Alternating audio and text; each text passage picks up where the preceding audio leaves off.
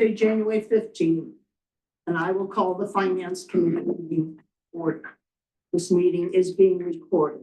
I have with me in the room from the Finance Committee, Tom Parkins, Dina Hollis, Peter Twining, Andy Oldham, Lloyd Clayton, and myself, Sarah Miller. I also have in the room the Town Administrator, Greg Fetterspiel, and the members from Public Safety, the Harbor Master, Brian Pike, the Police Chief, Chief Fitzgerald, and Lieutenant Mark McCoy. So the first thing on the agenda is the review of the fiscal year 25 Q2 report. Do people have a chance to take a look at that? Did people have specific questions, concerns that we should Overtime. Yeah, Sorry to be a broken record. I was hoping that when we talk with the police chief and the fire chief, and when we do their budgets, that we can get some input from them as to reality for the next year and where we stand for the year. Yeah. Never seems to, No, it's a problem. yeah, it's a problem. Anything else, people? Yeah, I was curious Yeah. about under education. Yeah, I think it's the North Shore Folk Tech, which is what I call it. Yeah. It's 75% of the budget expended. Is that because of some way they fund is? the timing of the bills. What did the timing? Is that what happened? Yeah. Okay. We must pay quarterly. Yeah, Maybe quarter in advance. This is a 12/31. Yeah. So we have one more quarter. Okay, well. the thing I noticed, and I might have misread it, but it looked to me like we had not yet funded the OPEB contribution, and normally I thought we did that in July to get the additional earnings. But it didn't have anything in the actual column. So I'm assuming that meant we hadn't done it. I have to check. Okay, Yeah, we usually do that right up front. yeah, that's what I thought.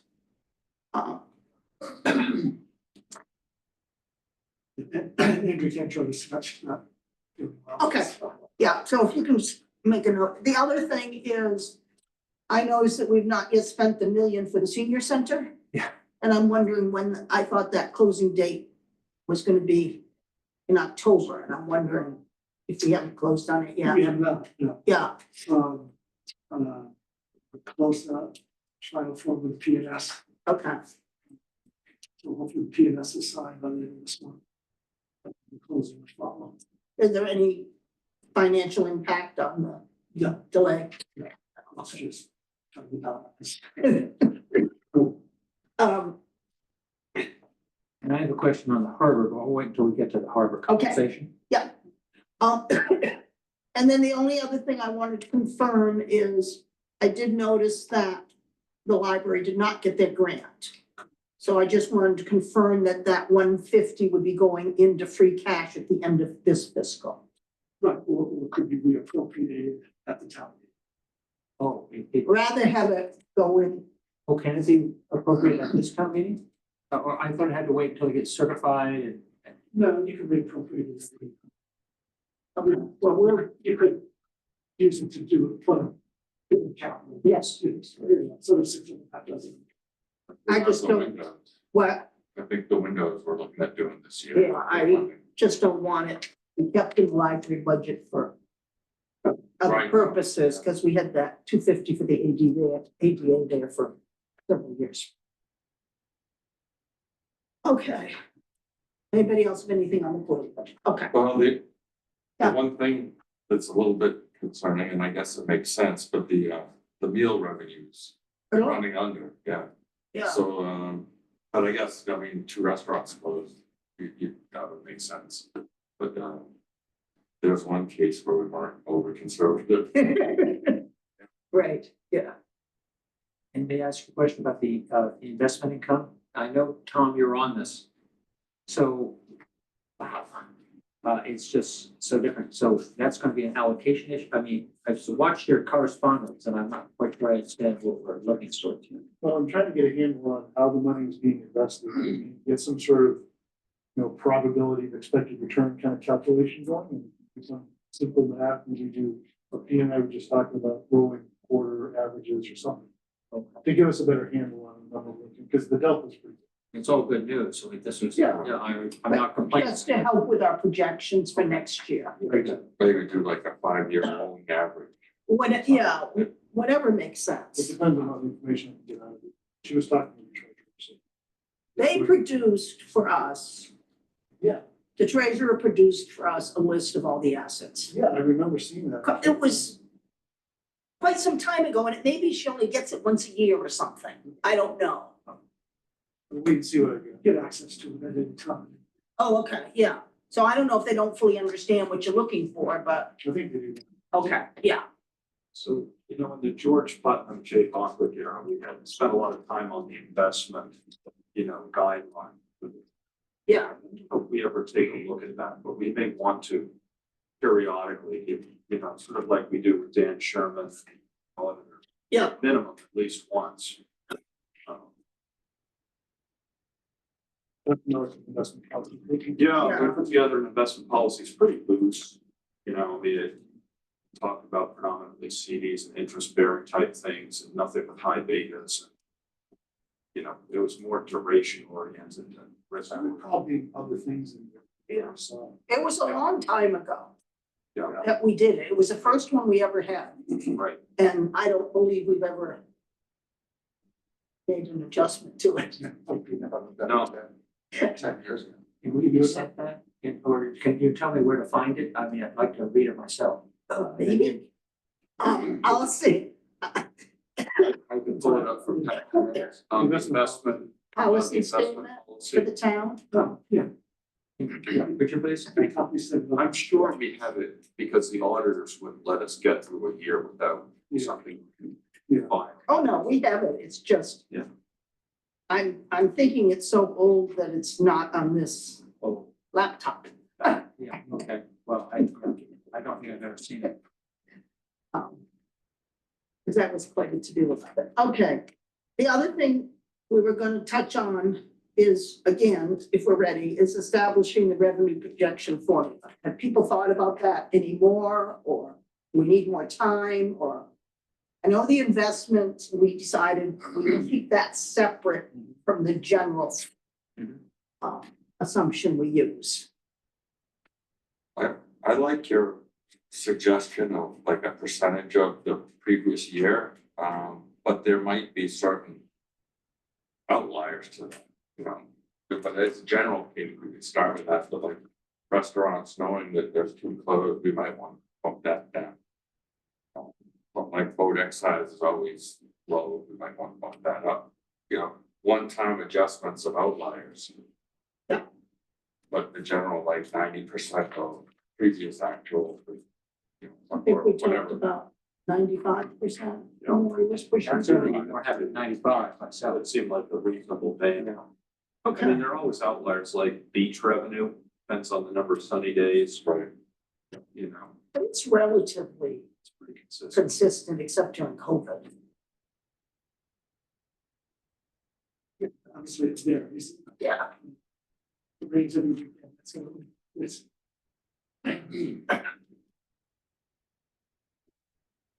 So I'll try. I'll try to take a look at it and see if there looks like there's any outliers from this year, and then just try to come up with some type of a document. Yeah, Excellent. Yeah. okay. Yep.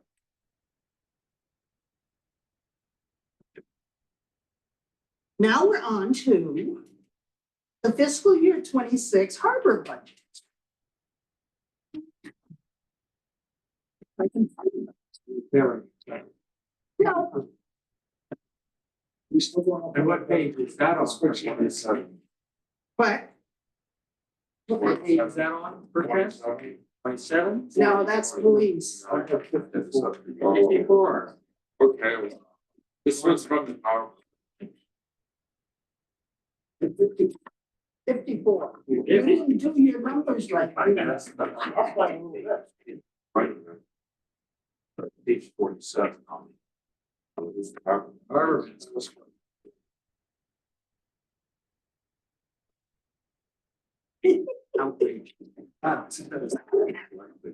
Barely sleep at night thinking about So do you have anything to say about the operating budget plan? it. Not really, that's. Let's just cut the salaries and just drop it. The thing that Well, that surprised- takes your money. the thing that surprised me was that the deputy harbor master came in so much higher than what was budgeted. It was a different start salary, right? It was a different. It was a different start salary. So to bring the person, that was just a negotiation. It's like a $10,000. Yeah, which is a high percentage. I thought it was 5 and I took 5 out of my, if I remember correctly. Instead of 75, giving that a, And I believe I took 5 out of my assistance budget to make up that. So why are we budgeting 85 for 26? Right. It's only 80. So you'll be a police officer? I'm sorry. Yeah. 3%. Can't hear you. I'm sorry. I didn't hear you. Yeah, it was rounded up from 3%. Thank you. Okay.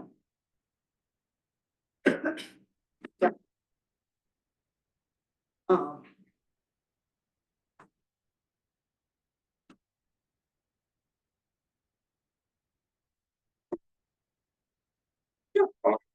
The launch salaries are separate, but are they done by the same dock staff or is it? No, so we have dedicated launch drivers. So that's a separate Yeah, personnel. So yes. that's Separate per kind of salaries, under salaries, but we're keeping it separate. Right, it was, I was told we would keep it separate as well as the launch expenses.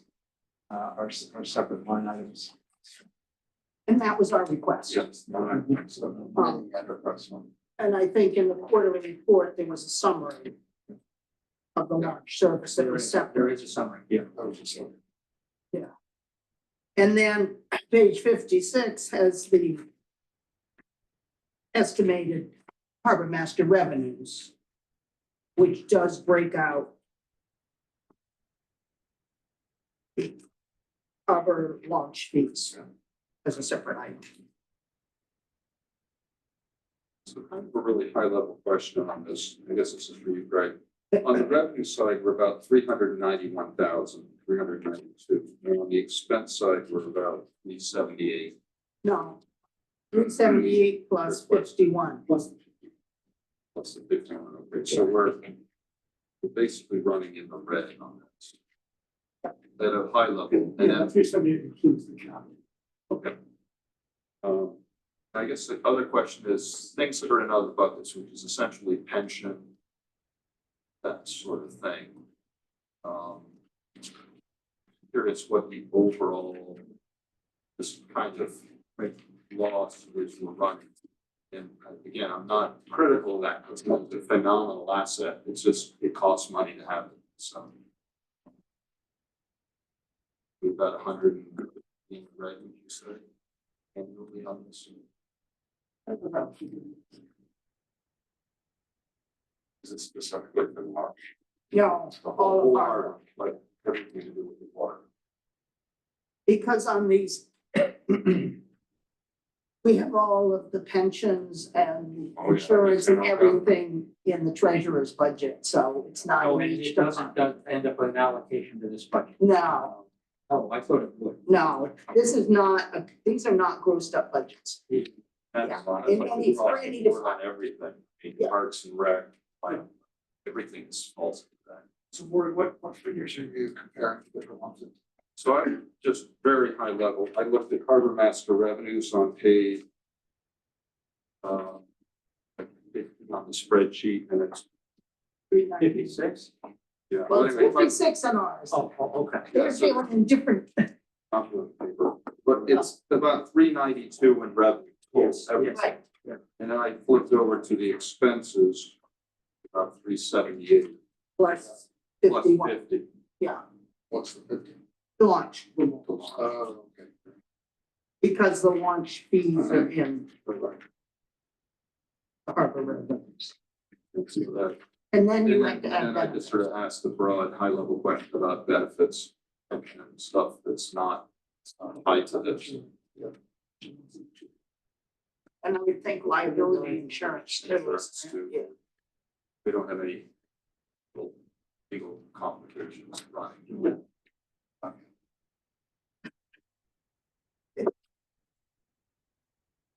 Okay. Now, Once for me, please, Maureen, not once for me. There's some real look on here. now, you sent us a memo on harbor, on capital, which I sent around to everyone today. Oh. Today, Uh-huh. Okay, well, that's that one. because it was in my town email account, and I don't look at my town email account every day, so I'm not sure what was sent. Okay, for just a second.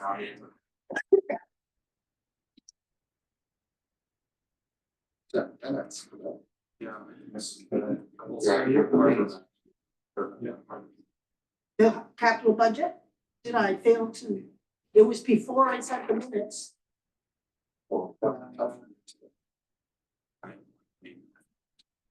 From your regular account We're company. looking for it, just a second. Was it from your town account?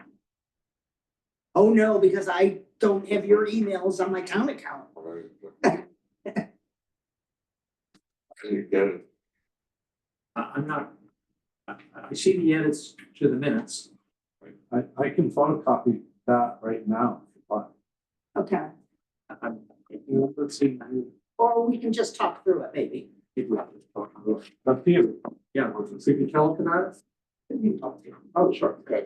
It's very complicated. oh, I had difficulty following it. Probably tired when I wrote it. What's that? And it's about boats. well, I like both. So if you can explain this, Sure. So, what boats you're getting rid of and what you're bringing. so what we're proposing is to replace the 2006 safe boat. And, it's replacing both of the patrol boats, so the eastern was to replace the patrol boat as well. With two aluminum metal sharks, which are sort of the industry standard safe boat and metal sharks. One would be. Is that like the one the yacht club had? That's a 21 footer, yep. So one would be a 23 foot, and that one would be dedicated for police harbor patrol. That would be essentially what the 25 does now. Police department use that majority of the time. The difference is this would be a walk around boat and not have the enclosed cabin, which is almost, no, it's not impossible, but it's really difficult for one person to go out and patrol one. So you have to have two staff. So the 23 could be manned by one person during a week, on a weekday when it's slower. Choose the staff up with two busy weekend, 4th of July, something of that nature. The other would be a 26 foot metal shark, same boat, walk around. It would be fully equipped with firefighting equipment. It wouldn't be the Frankenstein system that we had set up on the safe boat. I just sent it to everyone. Thank you. And again, aluminum metal shark, both these boats would be walk arounds with curtains. So the operators could be out of the weather when it's cold and rainy and miserable with cabin.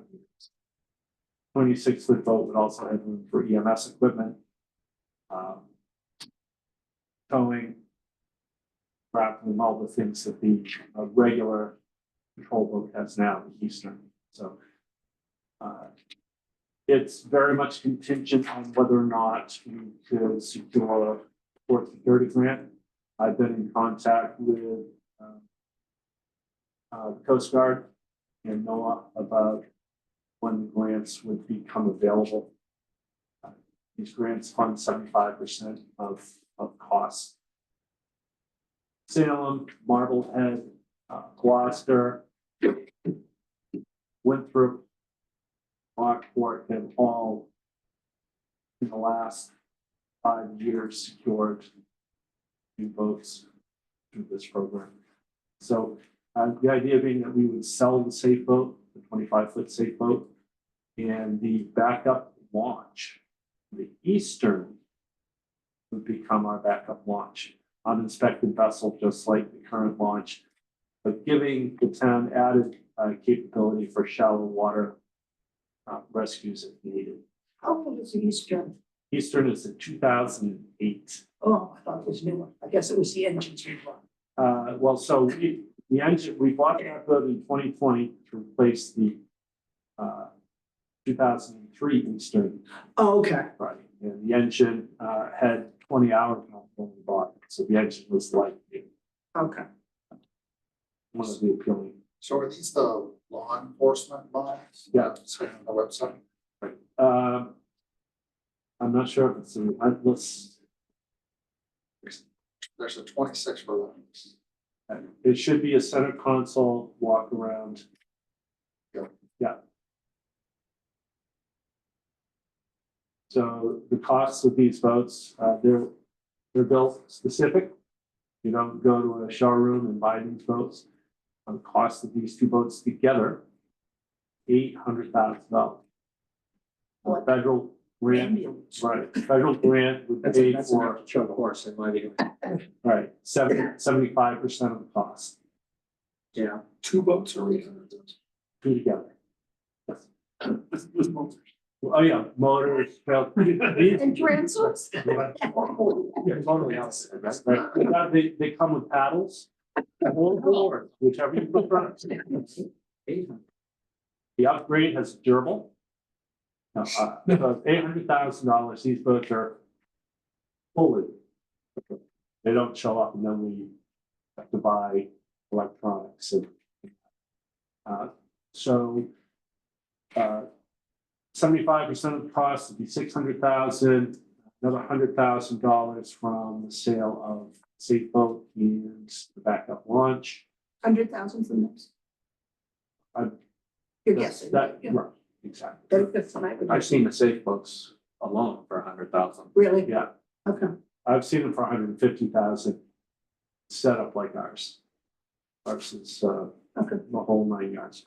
So, that leaves $100,000 lacking, which Levi asked for capital.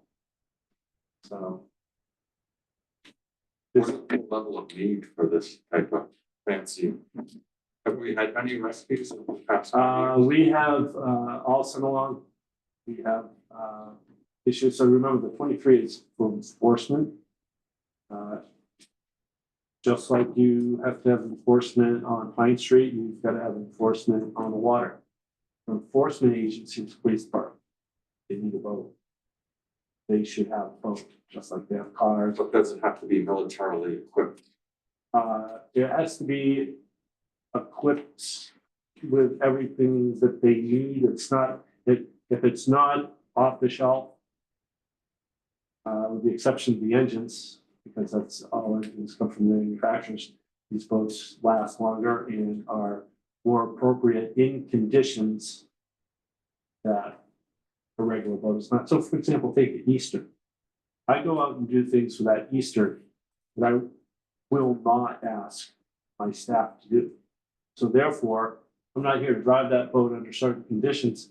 That boat doesn't go. But the militarily equipped setup, purpose-built boat, the 25, it can go with people besides myself. I don't think it's, That's- I think the word military Thank you. is the wrong choice of words, Okay. because that's not what we're doing. We're not out there, acting with the military. The Coast Guard. Storming any beaches. Well, Coast Guard mission is to go out and rescue people when the conditions are right, so. It has a certain resiliency to the design. Correct. It's, commercial kind of fit up. Commercial help. Right. Unlike the first Eastern, which we got rid of because it was used very hard, developed a leak, a second leak that we couldn't find. These boats are aluminum. Unless you decide to land one on top of Whaleback Ledge, they're gonna leap and go. We had the child that went off singing beach a number of years ago. And we responded in the 25-foot safe boat in conditions I would not have even left the harbor in the Eastern myself. And that was the only vessel that is appropriate for those conditions. So we do need those, and I'm gonna be gone in a couple of years. Harbor's changed a lot. And I, when Andy, our new deputy, and I were talking about this, I had to agree with him that the nature of the harbor has changed, the mission has changed, and my main need to save money for the sake of saving money just because I could do something that maybe I shouldn't be doing, that time should come to an end. So these boats are appropriate. The 26-foot boat is 1 foot longer than the safe boat. Still can be driven by one person, which our safe boat now really isn't set up to do that appropriately. Question is just, it's a fair number of assets. Yeah. What do you do with this in the winter? I mean, I presume this isn't gonna sit at the water There's another treatment little plant. capital item out there. Yeah, there is, but so this, just so everyone knows, this is the first year that Manchester has had a public safety boat in the water because of the number of calls. We had 3 calls last winter. No boat in the water because we have so little ice now. Yeah. People exactly. actually think there's no ice, we can go boating. So what's in the water, the safe boat? The safe boat, Okay. the one that's safe. Yeah. So, yeah, we do. We have the safe boat in and ready to go. Have aerators around it. Don't need it. Don't need it. We, so Skip Crocker generously said, if you're getting uncomfortable with ice over at Reed Park, bring it over and leave it at his facility in charge. And he doesn't get ice. What's a simple definition for safe boat? That's the name of the company. Oh, All right, I thought it was. Yeah. No, name of the company. I thought it was too. Now, it also seems like in this memo, you're talking about making it an asset of the police department rather than the harbor. The 23-foot boat, Why would you do that? for the same reason that we don't have the police cars. The police have a function, a job on the water, same exact ones they have on the land. They should have their own asset on the water. I find that confusing. The police department, It's still a boat. mhm, We In the could harbor. arrange for the police to be with the harbor department out together. And so we don't have the same mission. Our mission, we have this much enforcement, the police department has all enforcement. Our mission is different. We may not necessarily be going out on the boat. We may be repairing things shoreside. We might be going to the marinas and inspecting for stickers. We might be replotting GPS coordinates. It's a different job. And this is a really important issue for me, for people to understand. The police department are responsible for enforcement in this community, just like they would be in Middleton, all the way to the town line. Middleton, they use cars for that. Here in Manchester, there's water. They need a boat. I'm not talking about responsibility. Uh-huh. I'm talking about the fact that boat has completely different maintenance than an automobile. And I would think you would want all of the boats under one department so that you've got maintenance of all of the boats and you don't have the police department having to do maintenance and the harbor having to do maintenance. Well, on the boat. Right, well, there's no reason that the harbor department can't do oil changes on both boats. With our current deputy harbor master, he took over the maintenance and oil changes and all of that on the boats. There's no reason that can't happen, but it's police department's boat. The police department's vote, it should be under the operational Yeah. jurisdiction, not jurisdiction, Budget. budget and responsibility for maintenance and all of that. Right, I don't disagree with that at all, Okay, but it's their boat. They decide when it goes, they decide who goes That's on fine. it. Well, this is a different version. We're talking of something budget. That we had last year, where we were saying you're not to do. what- So, right, so in my department right now, we have two people with law enforcement training, but no longer are, we're not legally allowed to arrest them. Andy's going to have that authority, but he's one person, he can't be here 24 hours a day, 7 days a week, to be law enforcement on the water. why are we having harbor master be a police officer if it's the police department's responsibility to do Because police work? in Massachusetts, It's not consistent here. well, in Massachusetts, in order to be a certified harbor master is supposed to be certified. The harbor master must have police training. And with the change to post here in Massachusetts, there is no part-time academy for harbor masters to go to. There's not. They have to go to the full-time academy. And when Andy comes out, he will be able to apply to become a certified harbor master. He already has the waiver because he's in the academy.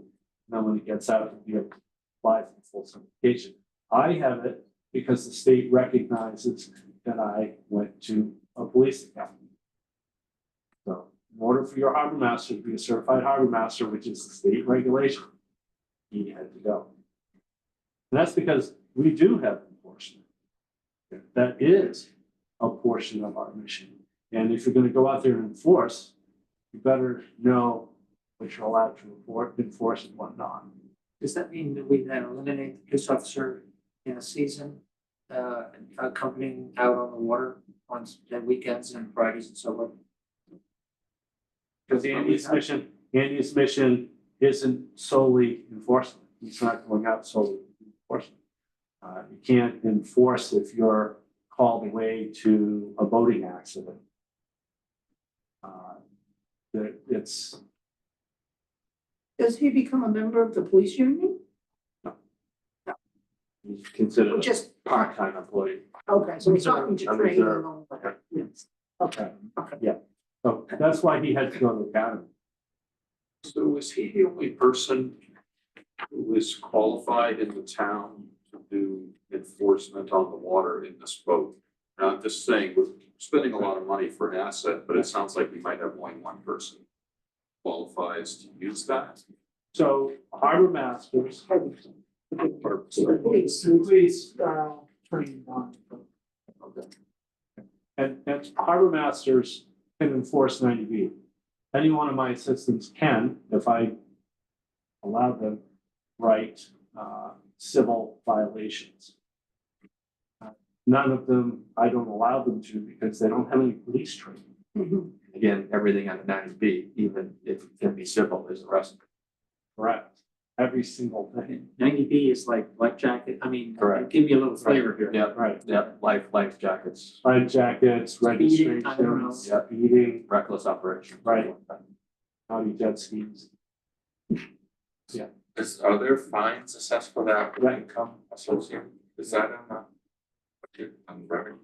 Oh, I don't have anything. But the revenue is, We wrote a bunch. Yeah, we do. the appropriate agency wrote. For the capital, I'd like to see what like Brother Rockport, Essex, or Ipswich have 3 boats. For harbor the size, it just seems excessive. We do have 12 miles coastline, don't we? So we have 2 patrol boats right now. Yeah, One essentially police, one essentially harbor. Yep. We have two launches. The main launch and the backup launch, and the pump up one, which is mostly funded by its own grants. Yep. So we would have the same number of boats. We have two new aluminum boats. We get rid of the aluminum launch and move the Eastern into that workload, and then the Freedom. So the backup launch, just to go back to a year ago, I thought was an important part of the quote backup and It is. harbor tours and things of that sort. so they're That's one of putting, the ones that I think is pegged for sale Yep. in this swapping But- arrangement. Yep. so they're substituting the current Eastern patrol The boat. Eastern's gonna have it's gonna include the launch, backup launch function. No, the old Eastern. The old I know, Eastern, the old right, Eastern. the old Eastern will move out of patrol Yes, into the backup launch harbor tour I see, duty. I see, okay. Why is that Take that better up than here. the existing backup launch? Well, because it gives us one more thing. It gives us an asset that if we have an emergency in shallow water, which we have had, that is the only shallow draft boat. So it can, if necessary, go The to, aluminum sharks have a deeper yeah, range they're of draft. deeper deep V hull. Yeah. But the Eastern can function as a launch just as effectively as. Just as effectively. Do they have longer shafts on their engines? Well, they would have to. I mean, It'd be like the safe boat now, which draws probably 2 feet the hull and then the upwards 3. 2.5 maybe on the hull. So one of the two boats that was purchased for the launch service is being sold. Is that Right. That would, right, so the backup homemade aluminum launch would be replaced by the Eastern. We have the same exact number of boats as we have right now.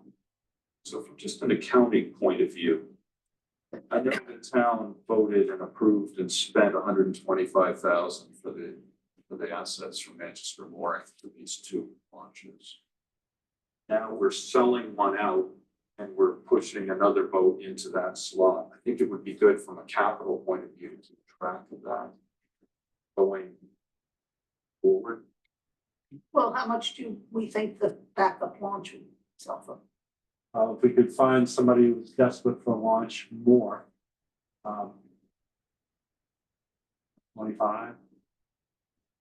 25,000.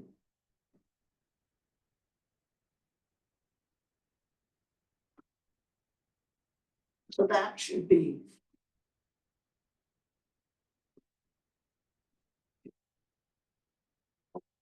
I'm saying it more from the point of view of, from an accounting point of view, let's keep launch stuff in a silo that we can Right. follow from year to year.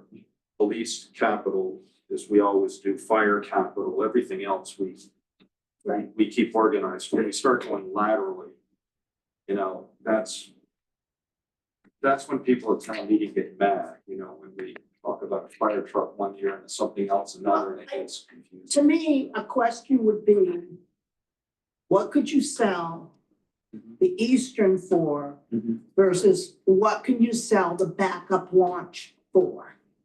And if there's a delta there, Mhm. then it should be charged to the launch service. If the Eastern could sell for more than the delta, and we're selling the launch, then that delta should be charged to the launch service, in my mind.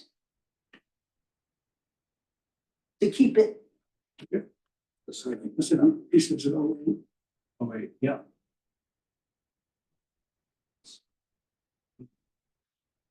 to buy out all these numbers. Hmm? To buy two boats, 850, I think is what you said. 800. 800, excuse me. Equally painful. 650 comes from a grant. 150 is still to be covered. Am I right? 600 from the grant, 100,000. Spaghetti against the wall, sale of vessels, Uh-huh. leaving 100,000. Okay, so you're asking essentially 100,000. Mhm. And that's what this all boils down to. out of the harbor fund? So, Waterways slash. Waterways, town I'm sorry, funds waterways, Slash town. so if you look at the capital. yes, I'm looking on the at, last it, page yes, there, yeah. I have it on 116. Okay, yeah, that's, Yes, we are. It's the- When I show that coming from. Oh, no, it's good, the harbor funds are.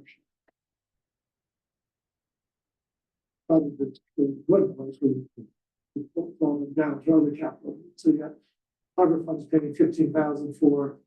A shellfish study, which is up for discussion momentarily, and then, the storage. So can we drop So this 50,000. boat replacement to 100? I'm sorry, Can we drop the boat replacement to 100? yes. And what are the terms of the grant? Are there any, are we obligated to like run them with, is our gas price gonna go way up for consumption or?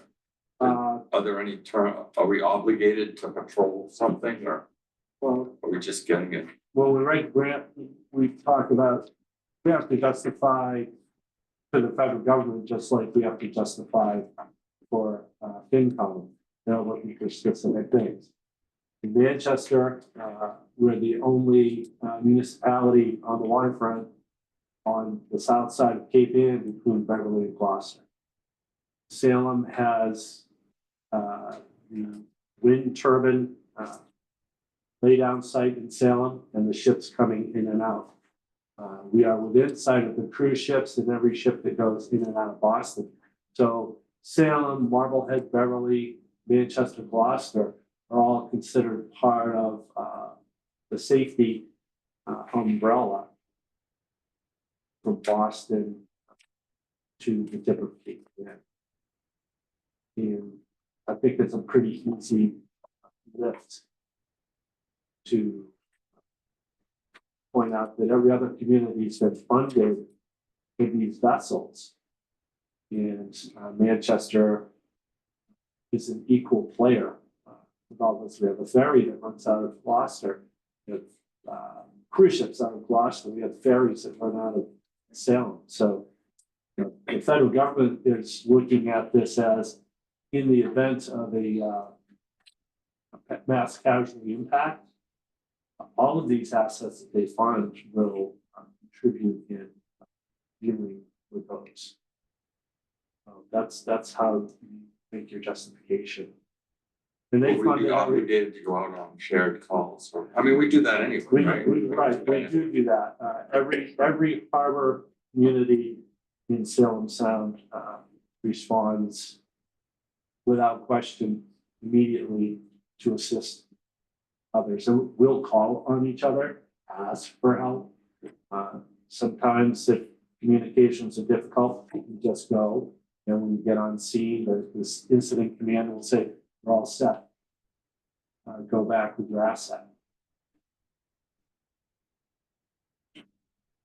Gene, you raise a really important question. I guess the question for Greg is, from a town point of view, are we looking at grant obligations and what the town is sort of on the hook for accepting money? And I just say this in a broad sense because, you know, when we do this, it's the next chapter that everybody needs to be trained in something, or suddenly the makeup of our force has to change to comply with certain demographics, or on and on and on. And we're just, are we absolutely sure what we're walking into, which is why I think asking this question. Right, so every grant application that we review stipulations. Yeah. Right, for the apply, for sure. So we, yeah, to date, we're pretty comfortable with those requirements. And they can't add stipulations retroactively. Unless they reserve the right to anyway.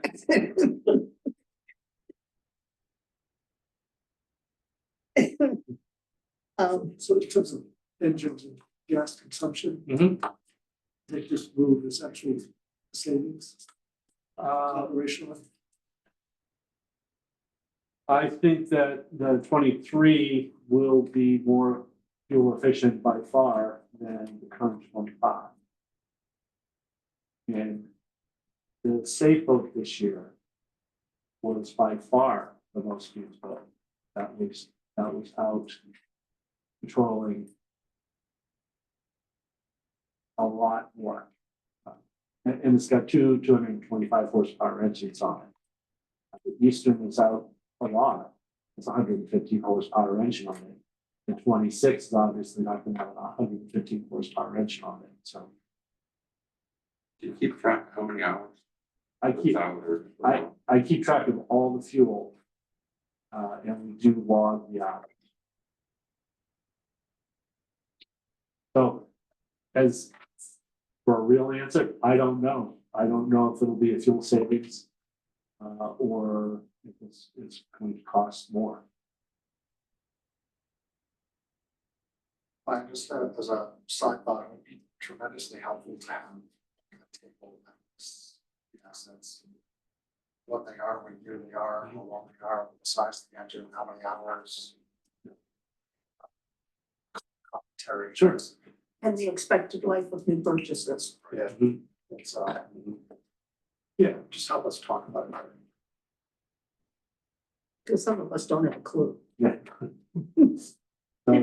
Just so you know, the current safe boat is a 2006. It's pretty though. It's, well, some people think it's pretty. Not everybody, some people don't. Some people don't like it. I mean, you see it. Oh, really? Oh, yeah. You see it. Yeah. You know, it's coming at you. It's the enforcement, but we better pay attention. Well, I will say that when that boat is out on station at the no wake buoys on the weekend, that boats do tend to slow down before they get to the no wake zone. And if you turn on the lights and siren, then people dive over the side and swim away. So fuel hours, Just, you know, whatever, kind of like, the things that are meaningful for that boat and for its value. Yeah, thank you. It'd be But helpful. I think also Just the put your purpose places. of the asset itself, like, before things, this value, the engines, I'd say boats and engines are the big things. Yeah. How many boats, how many engines, what years, and I what's think- expected life. Yeah, Greg's saying replacements, yeah, Replacement schedule for Yeah. the boat and because we're requiring that of all departments. Yeah, the engine is newer than the boat. I actually, my recommendation for engines is you replace every 5 years. You've already passed, the warranty. These are public safety. Okay, these are inboard engines. No, All of them. 35 years? No, Five, five. Thank you, thank you. Okay, right. Well, sorry. You know, given that an engine is 80 to 50 to 70,000. Oh, I'm I right mean, with you. every 5 years. Yeah. We are now marching into like Yeah. fire engine replacement fund territory. Exactly here, right. Seriously. That's right. So, I mean, this is something I think needs to be on the capital plan. This is, when we start going out 5 years, this number is gonna have 6 digits on it. So, it's a lot. It's 5 years, it's no different than a fire truck or an ambulance or a police car. You have so many hours, and after that, you become concerned about reliability and safety. And we're not talking about a car or truck breaking down on the side of the road here. We're talking about potential breakdowns in the middle of an incident out on the water, where, you know, you can't get out of the boat and go sit under a tree on the bank. Which But is it's- why but we're it- requiring Yeah, replacement Yeah, yeah, schedule no, information. I think just- it's brilliant. So I mean, just to put this out there, you know, I think it took us a number of years to get town voters comfortable with the idea of replacing a police car every 3 years. Yeah, There's I an remember. amazingly logical reason to do that. And part of it's because people buy their own cars and they have what they think is their own knowledge about this. They don't realize they idle all the time and they're moving around, but people also have a lot of knowledge about boats. And I think if you go and start saying, we gotta replace engines every 5 years and the number's gonna be like 40 or 50 grand. A lot of people are driving by seeing these boats and docks. Yeah. I think that's gonna be a challenging sell. And so I think we need to figure out how to get in front of that. Yeah. If that's really the. The metric on engine life has always been the hours on the engine as opposed to the number of years you're using. Right. That's right. I will tell you that I take a lot of heat from Proctor's Boatyard when we do oil changes and routine service because they say you need to go out and run this boat and run it hard a lot more. One of the things to remember about patrolling most of the time, you're just idling around. That's hard on engines, that's hard on these outboard engines. Rather than going out and running them hard. So run them hard when we can, but if there's no justification to go wide open and watching the fuel gauge go like that. That is one of the reasons these engines reach their end life for, it might sell and be perfectly good for somebody up Winnipesaukee for another 5 or 10 years, but those people aren't in trouble. Can we move on to the boat storage structure? I'm tired of engines. I can see why they would drive me. Yeah. 50,000 boat storage structure. Okay. What and where? I looked at some structures. We had the opportunity to get that Quonset hut style building from Crocker's a few years ago. That would, a structure like that would be perfectly viable.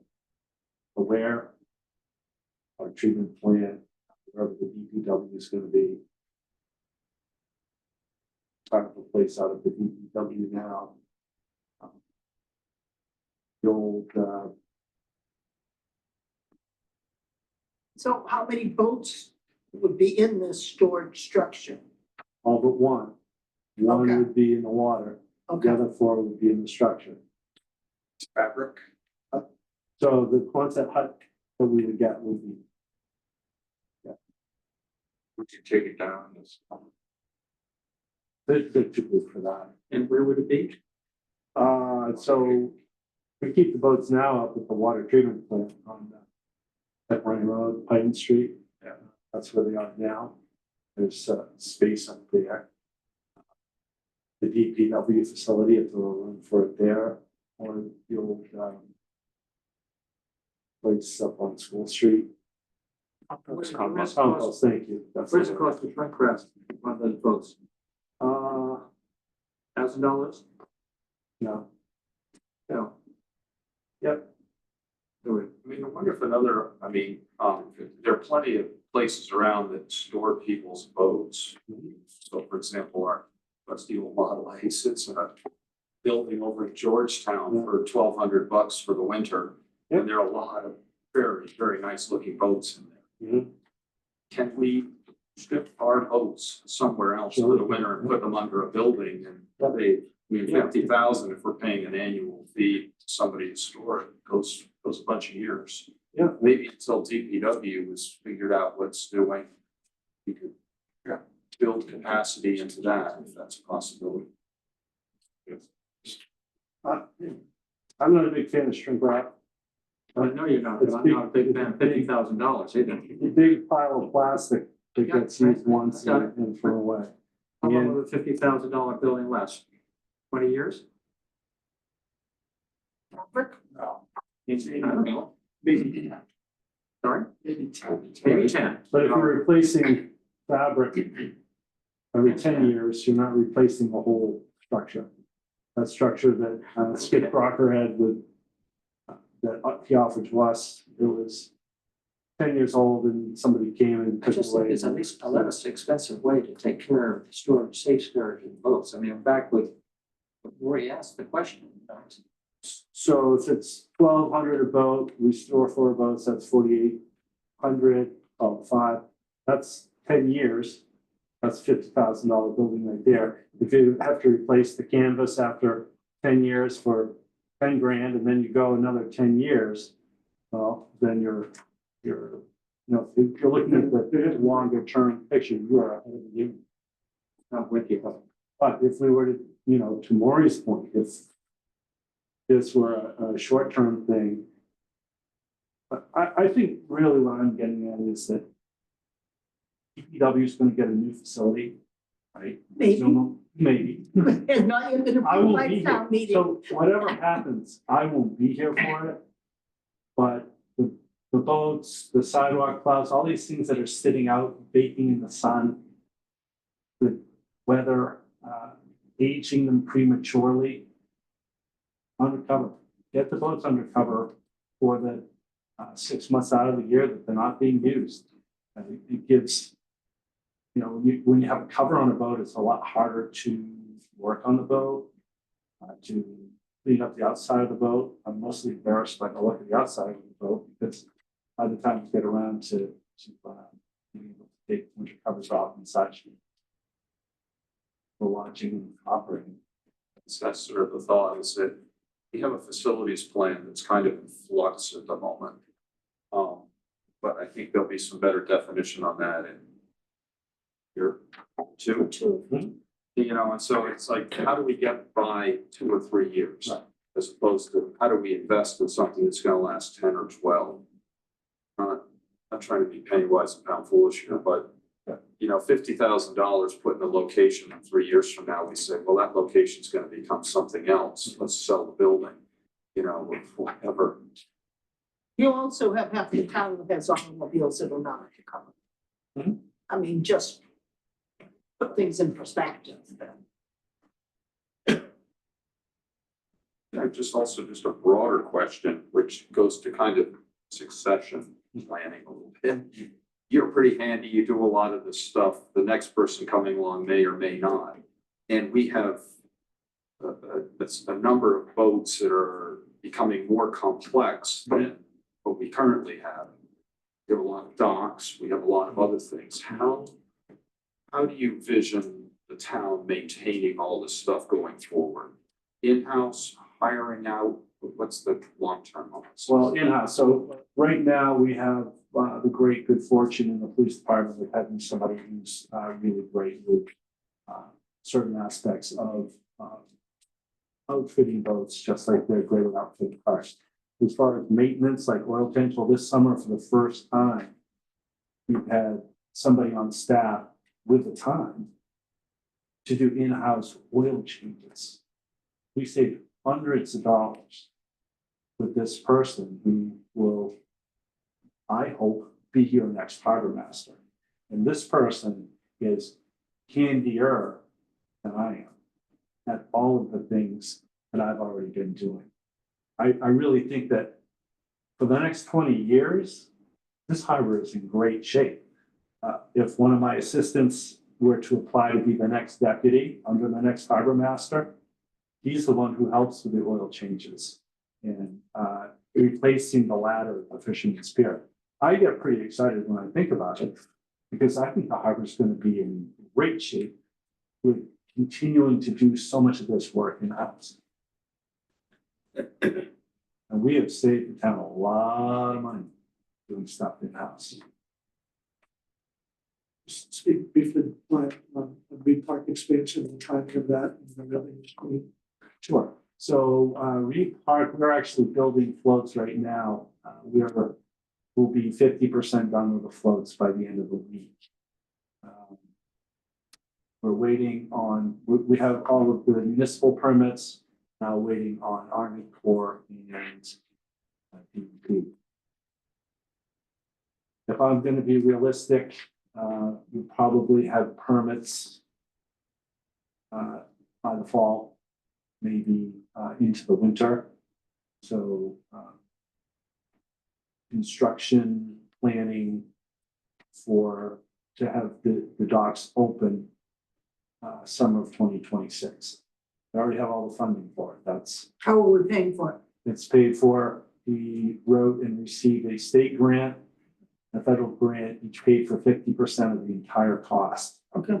So the funding for that facility is fully secured. the simple math that I did a year ago showed that pretty easily the facility should earn $150,000 a year. And that's with a price point with water and electricity and sewer on it. That's $3 a foot less than what the Vista Marine is asking. So it's not a real stretch to think that $150,000 is really a low number. And that would include, as far as staffing goes, I actually did the staffing numbers. We would go from having 2 people on a day to 3. Would be 3 kids. Adequate police staff. You could envision a Monday or Tuesday, Wednesday maybe still being 2 on duty, but Is this for FY 26 or 27? 27. What's the revenue, this year? 33,000. Back here on one of these pages. It's a big jump. Transit dock, 36 grand. Right. Right, so it is a big jump, but we're adding, it's gonna be 3 times the length. And we'll be increasing the cost. The discussion is increasing it to $5 a foot from 3. So if you do the math, it's $150,000 from where we are right now. I don't think people would like an increase in dollars. No. But Especially. I will say, driving by all the time, I'm always looking. Yeah, It's a lot of empty float space there. Right. It's perpetually empty. So, obviously we need good restaurants and things that bring people in, singing beach, and all that stuff. But, once they're here, I don't think they'll bark at anymore. No, they won't. They won't, especially with the amenities. So one of the things that we, Electricity is one. Right. That becomes a much bigger draw.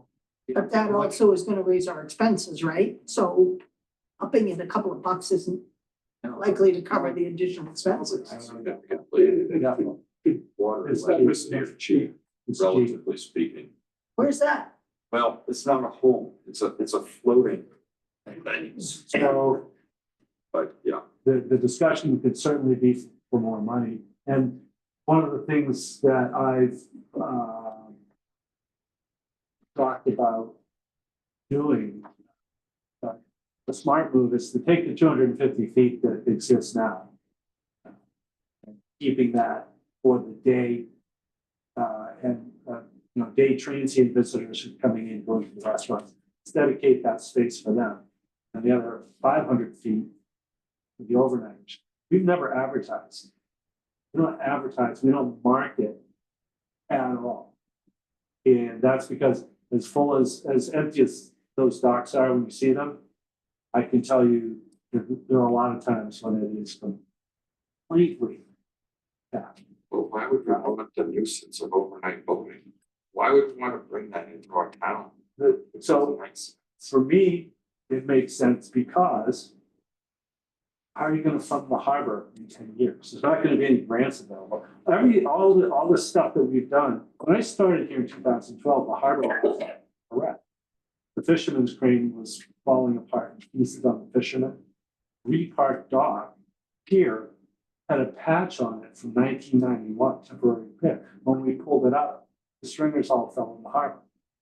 People had, Yeah, we're aware of that. We know Right. that the harbor wasn't being maintained at all. so It's- that's because there was no money. That's because there was no money. No, it's because there wasn't a harbor master. But is this grant gonna cover that first part, Reed Park, that's very low? The fisherman's facility, Or well, from Reed Park? That Not first the garbage. section that goes out, the original section. Is that gonna be raised? oh, the pier? Yeah, Well, it'll have to be eventually. is it covered in this grant? I mean, you. No, wanna do that isn't first, part of wouldn't this you? grant. Wouldn't you wanna do that first, though? Start at the, Well, if we have these transient docks and we start generating revenue from them, then we'll have money in hand to raise the others. So Because it's not just are us. we gonna have noise restrictions and stuff on these transient dogs for the overnighters that the police are gonna have to enforce? So, we already work closely with the police. We have very little issue down there. We don't, people have used generators down there. But you don't have a because- lot of overnighters. Because we don't have electricity. When there's electricity, there won't be an issue of generators running the dog. You can, Stereos. I'm talking about people. The noise that comes out of the Legion, Uh-huh. whenever they have something, goes over the entire harbor. I can hear every word that's said at the American Legion. Mhm. If they're using a PA. Not everyone's up as high as you either, but. No, Yeah. but so the So, I have no authority transient over. dogs could be an issue regarding noise. I have is no, what I'm saying. no authority over the Legion, but as far as, having quiet time start at 10 o'clock, whatever. You can put rules in. Oh, yeah, Okay, absolutely. And I can say we've had no issues down there with those overnight boaters at all. Okay, yeah. Never.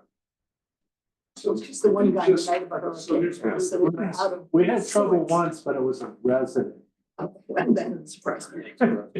Okay. So the last capital request was the study. Done. Oh, Shellfish, shellfish, okay. right. Right, so you have a shellfish warden here in town, he has no budget.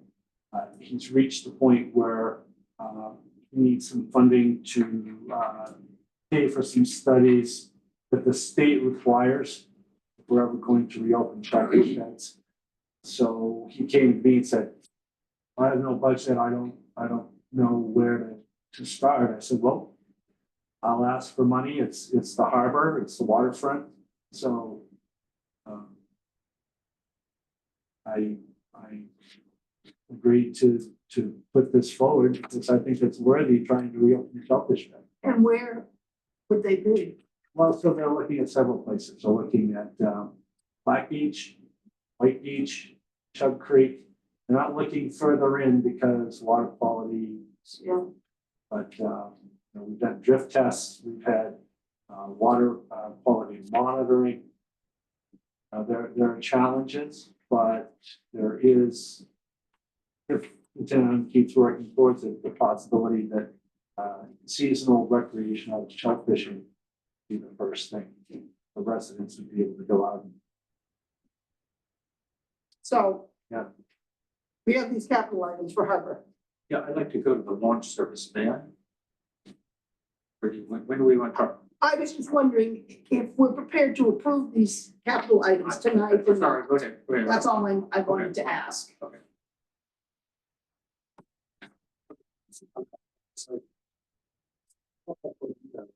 Wait, That capital. okay.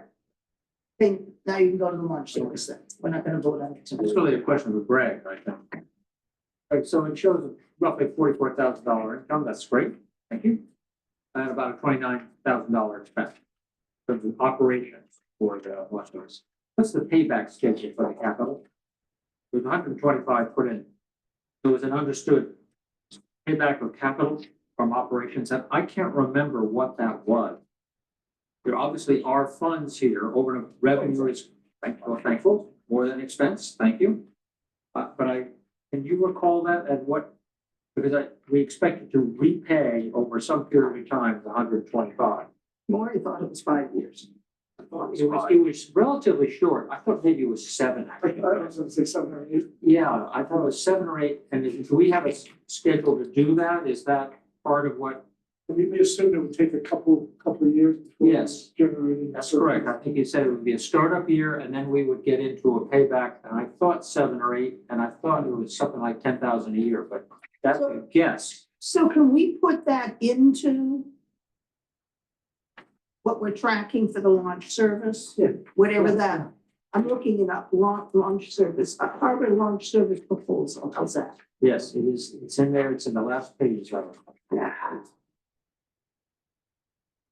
So it's.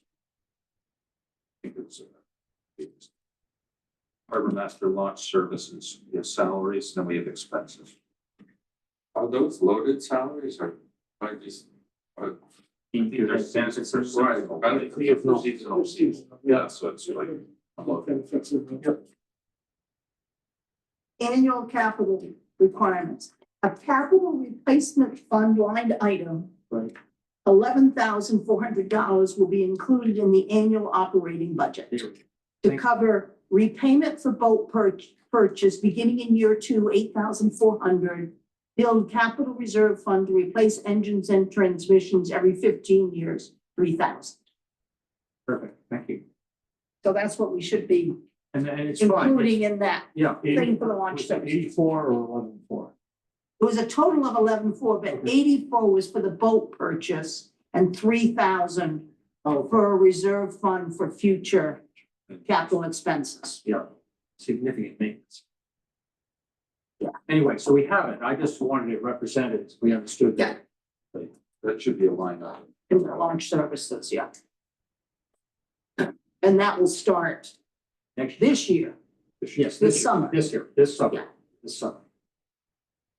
Thank you. It's great. This is not a criticism. Reminder to us. Good thing I had some electronic stuff on this laptop. Capital request or a capital comment. Yeah. I think it would be helpful to have a 5-year capital plan for the harbor and a maintenance plan. Understanding what's going on here, because we have a lot of assets coming in. We have, I think, demands on staffing, responsibilities changing with the harbor. And this is sort of, we're creeping into this and we're changing things. And I just worry we're gonna get ourselves to 2029 and the number is gonna be $500,000. big. And we won't be able to turn back. And what I mean by that is if we have staffing that we don't have responsibilities for, we can scale that. We can pull people back, we can add people. But when we add capital, it's very hard to sell that or move that. When we have piers and floats and responsibilities, it's hard to sometimes pull back on that. So what's our flexibility versus our cost commitment? So we do have dredging, which is kind of hangs out there and theoretically harbor revenue should be contributing toward that. That's part of the asset out there. So I don't know. Look at the long picture here. So you can work on that? Yeah. Okay. I actually think that's great. Okay. And to me, it feels like there's a really, are focusing in on this out here and be drawn in. I think it's great. Now, do we want to vote on the harbor master operating budget or do we want to defer on that? Yeah, let's vote on the operating budget.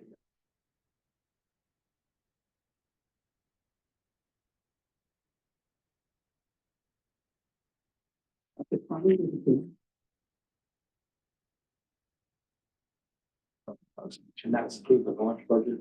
It's going.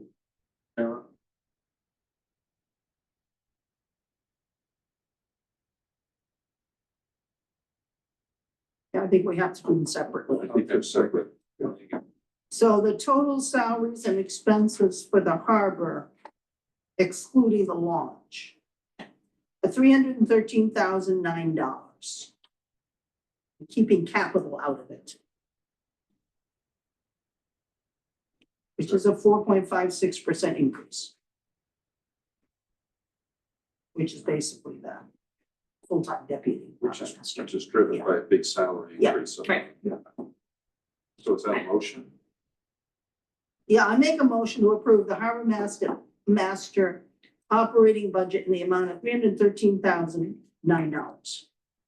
Maury seconds. Any discussion? Here. Vote, Tom, Yes. Dean, Yes. Peter, Yes. Andy, Yes. Maury, and Sarah votes yes. So this is 115. Yep. Okay, now.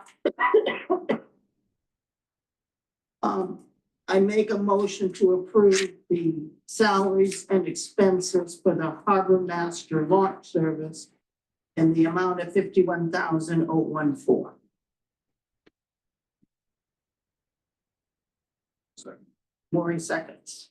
Yeah, ask a question about So what we need to do with fees, we now have a reserve we're creating, which is part of this large budget, right? I mean, we've now, with Sarah's help, reviewed that. Does that do something to what's requested? So the 51 does not include the 11 for capital reserve. Right, so my question therefore is, we need to provide for that also, right? Isn't that part of the operating budget for 25? That is the. 26, for fiscal year 26. Sorry, fiscal year 26. And would, So if you want that in there, you should add the 11 forward to that 51. yes. I think we want that in there, yes. And this is based on, our revenue is gonna match this, right? Yes, that's correct. That's why I was turning to, but what that does to the revenue mostly, that's really what I was asking. Ryan. So that So takes the total to 62, 62,414. that's what I come up with. Okay, So I amend my motion to approve the Harbor Master Launch Services budget in the amount of $62,414. And to have a consistent increase in the expected revenues from launch service. second, Have a second? second motion. Peter seconds. Any discussion? Tom, Yes. Dean, Yes. Peter, Yes. Andy. Yes. Warren, Yes. Sarah votes yes. Okay.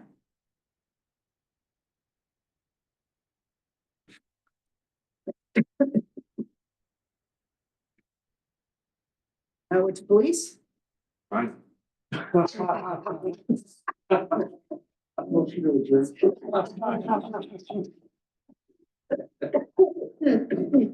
That's on overtime?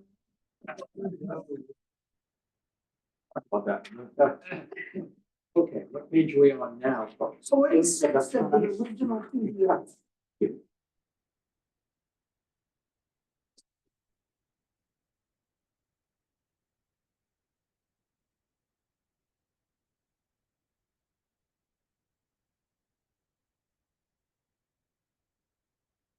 So as I recall, last week we talked about the fact that salary increases were high, but that's because it included 2 years.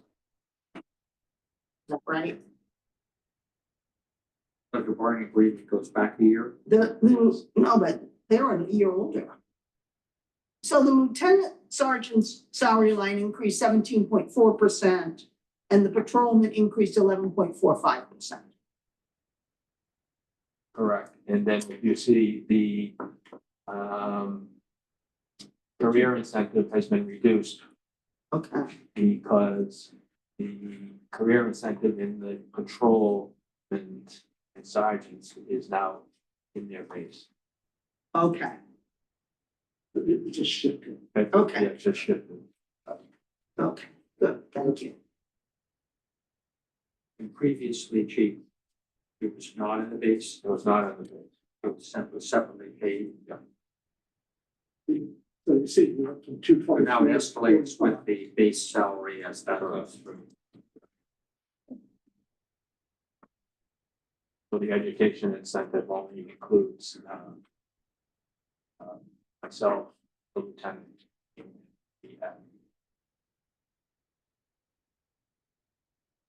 Okay, good. Remind me about the note here about the new state training mandates.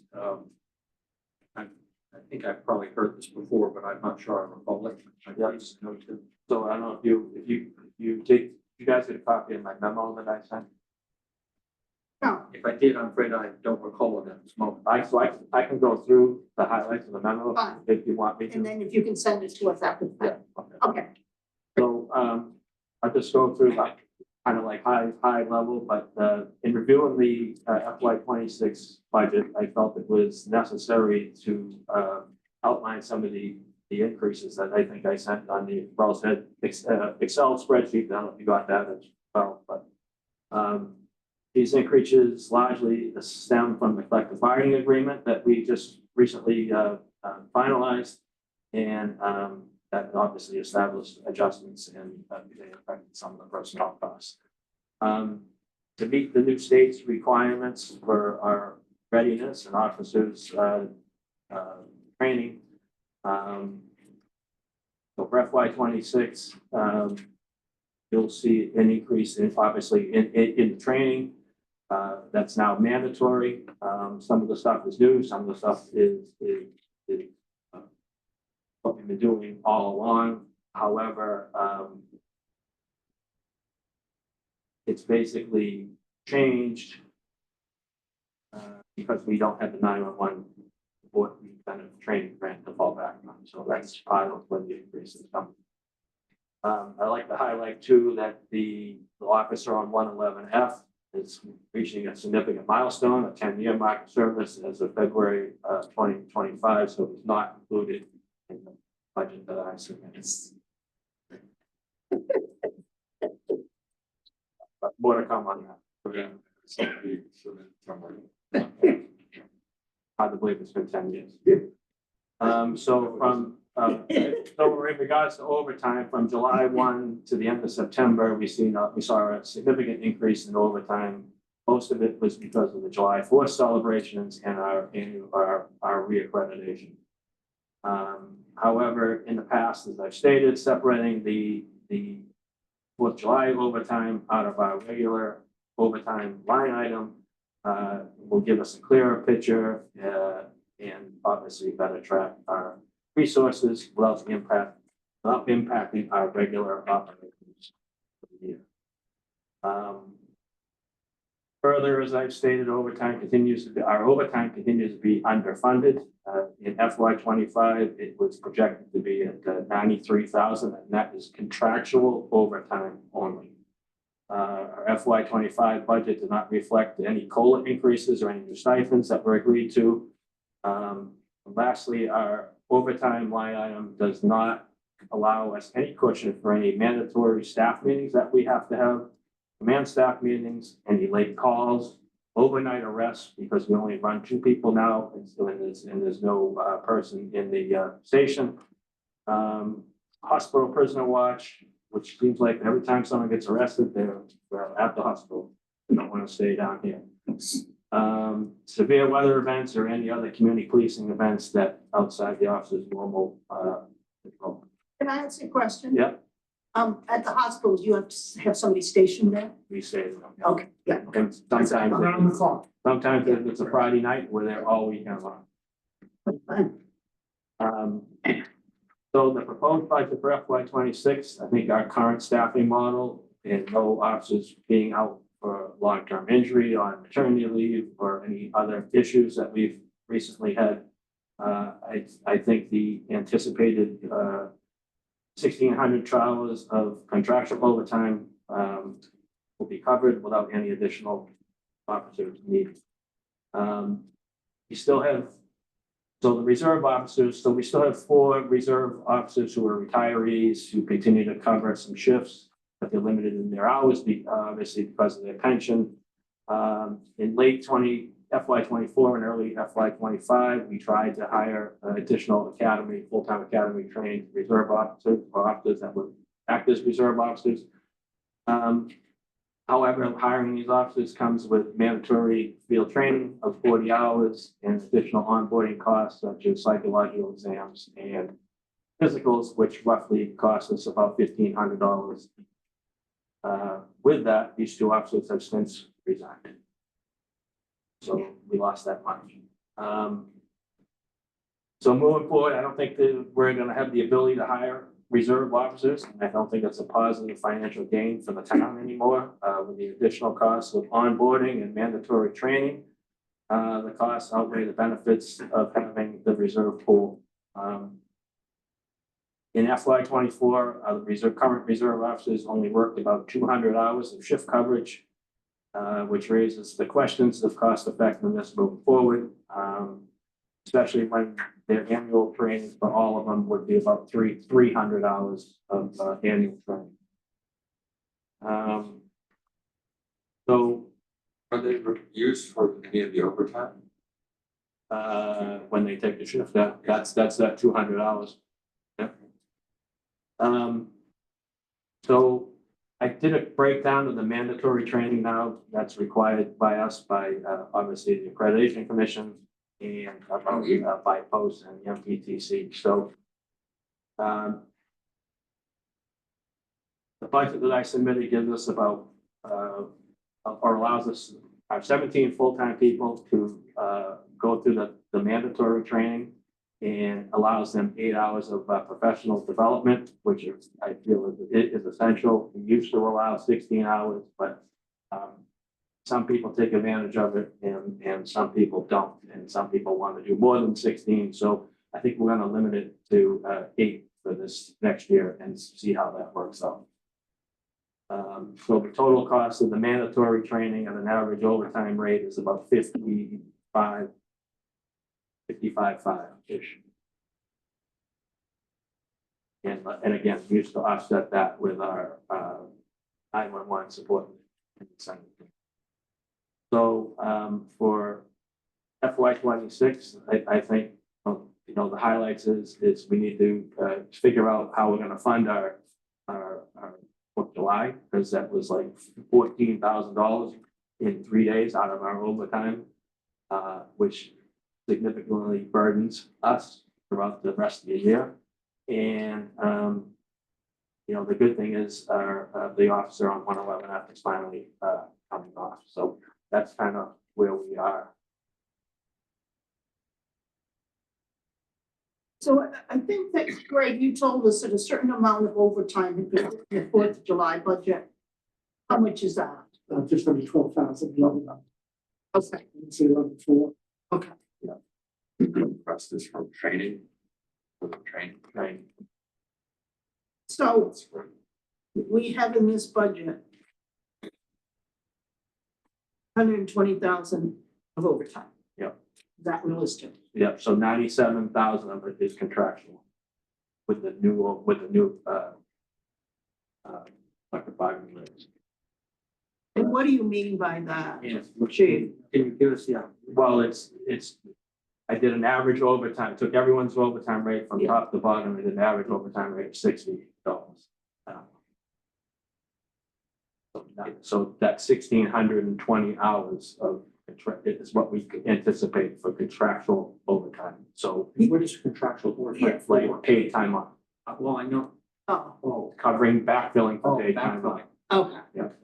But you're not required, the contract does not require you to make a certain number of hours of overtime available to each officer. No. Okay. That's just what we anticipate everyone will use. So, but given the fact that we spent 230,000 last year, is 120 realistic? Are we? Well, if you factor in, this is how I figured it. Okay. If you factored in the July 4th money, the increase in training, the increase in court time, the increase in overtime, the increase to the reserve line item gives us about $214,000. Okay, so the training, that 63,000 is gonna be covered their overtime. or Cover something. their overtime. Okay, okay.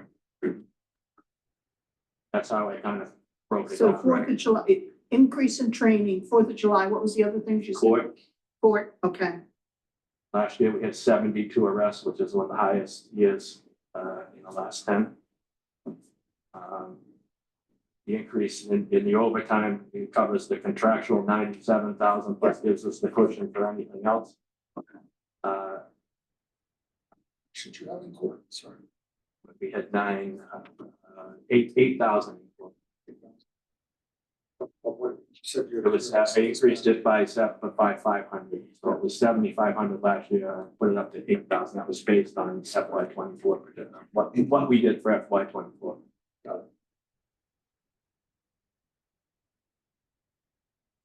This overtime covers all different grades of officers, right? It's not, where I'm going with this question is if you added another person, would that be a more efficient way to do this? But the problem, I suspect, is you have different skill sets or qualifications and you can't do it with one person. We probably could. So when we added the two people, like the gold standard was 18 people. And 18 people would basically probably eliminate all that, most of the overtime. What are we at, 14? That's included. So it's easier. So chief, The legacy costs, you're still probably a little better. That's what you get the offer. Yes. Yeah. Can you talk with us about the training business? I know this has been kind of recurring theme with public safety. Maybe it is with all towns where we train people and move on.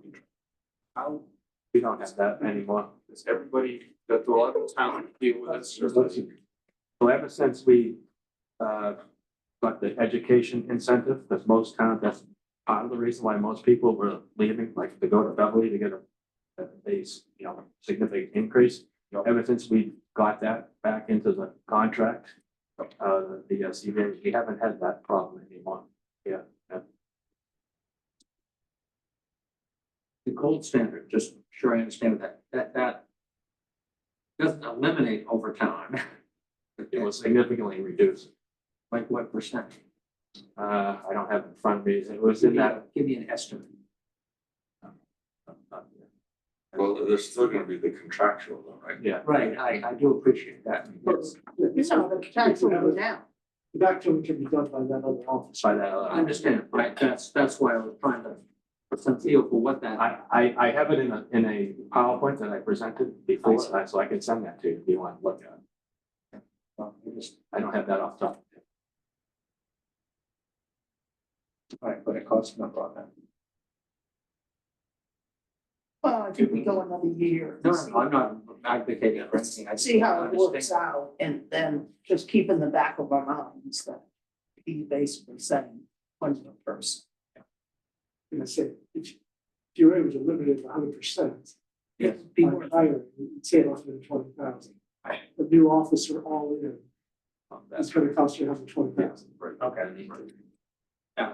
So you're right at that break even point. Yeah.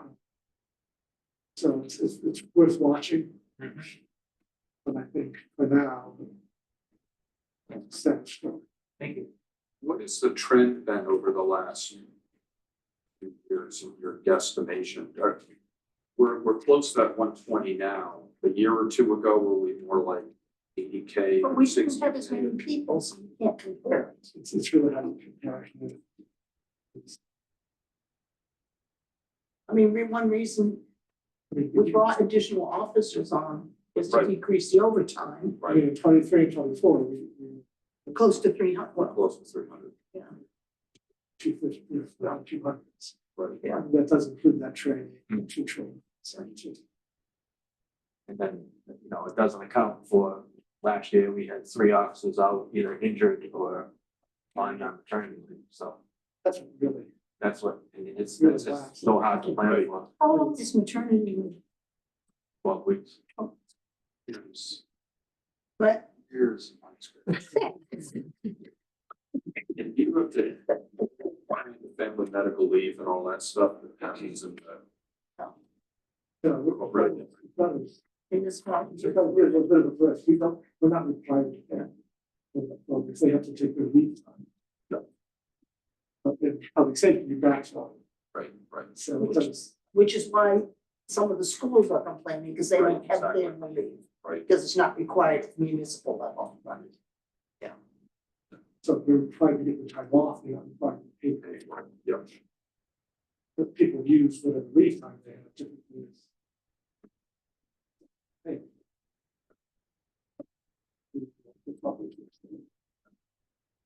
Now, another line item that I see is a significant decrease is officer in charge. That was because we decreased it based on adding the 4th sergeant. Okay, Adding the 4th sergeant, basically, see, we just swapped the money again. Yep.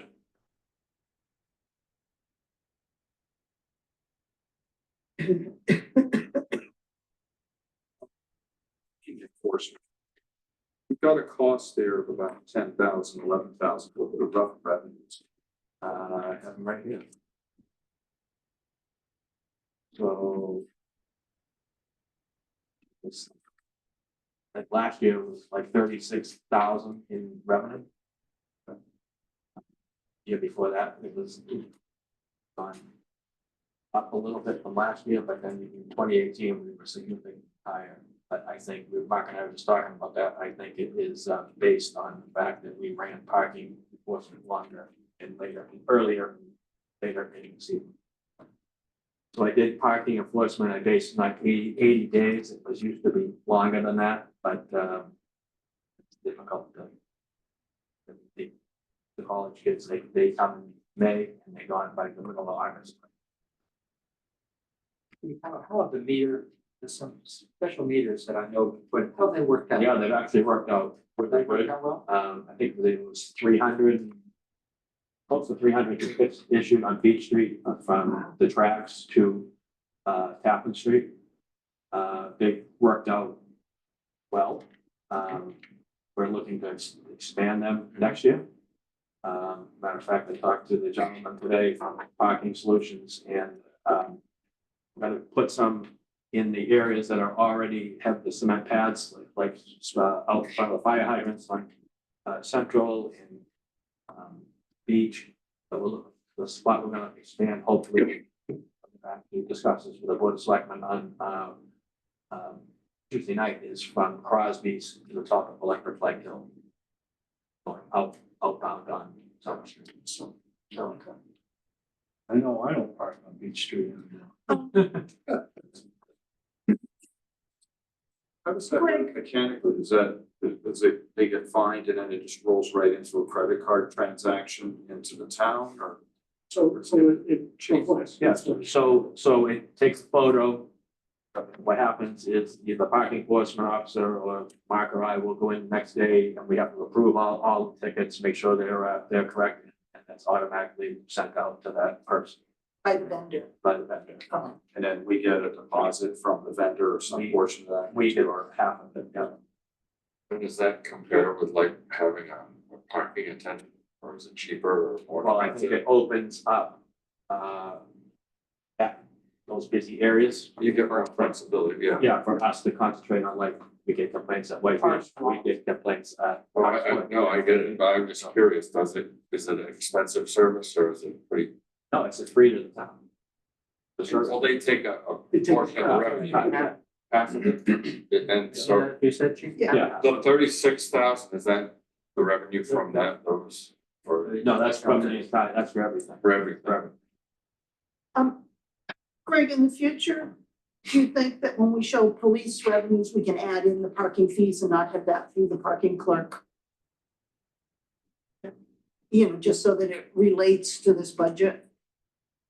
Because there's a lot of things that, you know, into the parking clerk that relate to the budget, and I'm just thinking that parking fees might be one of them. Won't make a dent to offset the budget, but at least it's on that. So we wrote 797 parking tickets last year. And in 2018, we wrote like 1,100, but I'm thinking that's because we had more of a winter, and that's it. When we had the parking bans and stuff. So I think that might be the difference. I'd have to look back, but I think that those are the possible differences. And I think the parking sticks, obviously there's 340 something tickets that were written down on Beach Street, but I think they have increased compliance. And I think but that's basically what we were aiming for anyway, is, increase the turnover. And has anybody contested them? Yeah, people have. The sticks ones? Yeah. Oh, okay. That was, Christine said today, people come in and say, oh, I was only there a couple minutes, and you look at the ticket, they're there half an hour. So those are running year round? So we shut them off Columbus Day, Okay. and we're turning back on like 15. Is that posted? Huh? Is that posted? Well, we changed the signs. Yeah. Yeah. Yeah. And the vendor's responsible for that piece of equipment, right? So some. Some happens, so they come up and change it up. And we have actually, they sent we just have a few extra stored with DPW in case. This was really high level questions. I know in the past you've said we're increasing the number of arrests, we're decreasing the number of this and that. Is the general trend of the department and your interactions with people pretty much holding kind of even over the last year or two? Or are you seeing ramp ups in certain areas that you? Mental health, we're definitely seeing increased calls, in terms of calls and in dealing with individuals with certain issues. That's why we've kind of spearheaded a co-response team with the Essex Police for mental health and overdose follow-ups. And that's, again, part of the overtime. That's not sometimes calculated in the, with the contractual overtime, but those are the things I think we see the most is those types of issues that are coming up. Has domestic situations decreased since COVID or staying relatively the I same? don't notice any difference. I do. I think it's about average. Yeah, It's kind of stays. Does it tend to be consistent for certain evenings or certain days than others? Holidays. Holidays. Holidays. The winter payday was one of them. Fridays. So definitely around holidays. See an increase. Do you use the garage? You know, do you store vehicles in the garage, the electric ones or? Yeah, the lobby is the charger in the garage. Yeah, There's two outside, so. so, I mean, just thinking of the sea level situation, if we were to see, I mean, that would be a lot easier to keep dry without a garage door there, but we need to relocate, find somewhere else for the cars during a flood or something. Is there any contingency for what to do with that? So we take them out to the water treatment plant, put them inside, if we can, or the DPW, fine. We have to really keep them inside because, the cars are not being used, there's medication and stuff in there, so they need to be out of the weather. Right, okay, so it needs to be heated still. But we are at max capacity with the space downstairs. Right. And max capacity. And especially with, Your own. yeah, right, exactly. So like an auxiliary three-car garage, something that might give you the more space. Good, yeah. That's a capital. We sort of both. Yeah. So, we could launch in the garage directly. Yeah. In the future. No, it's kind of like, I didn't even think about it till now, but there are bigger plans being thought about for facilities. But has there ever been thought, extended that garage and just said, okay, maybe it's a 3-year solution?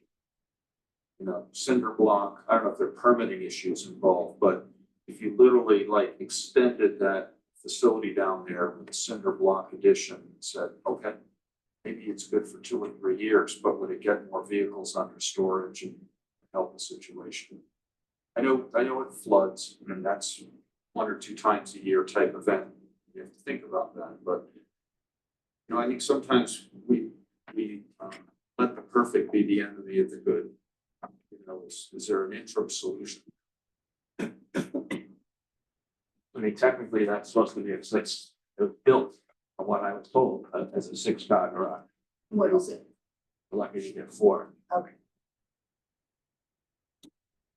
Helps to get storage, no storage, But you got the motorcycle in there, you got the ATV in there. That's right. You have medical equipment in there, you have animal control cages in there. All kinds of things. Just think about alternative places for some of that. Maybe when Council on Aging moves, we've got more storage space. It'd be nice to have something around the headquarters versus like in the new DPW facility. Okay. Do we need to talk about animal control? Why is it flat? Is everybody happy? with it? Contractual with Hamilton, so Hamilton basically. That's good. Yeah, so everybody, you know, complaining, everybody satisfied. You know, she does, about one, on average, it works out to be one call a day. Yeah. Well, so, Pretty good deal. yeah, It is a pretty good.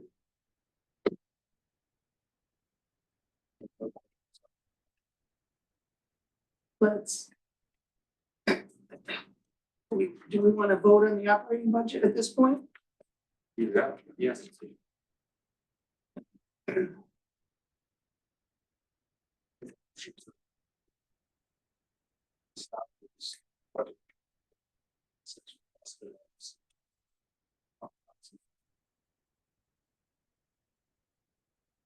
We have a second. I'll second. Dean seconds. Any discussion? Not here. Vote, Tom, Yes. Dean, Yes. Peter, Yes. Andy. Yeah. Warren, Yes. Sarah. Yes.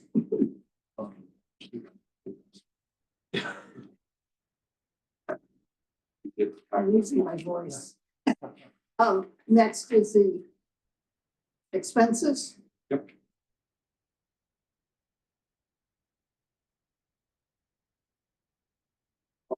Motion to. 2026 requested expenses budget for 2 million. No, Oh, I'm sorry. Yeah. That was what we got. Nothing to go on. $15,550. So Lori seconds. $115,550. Thank you.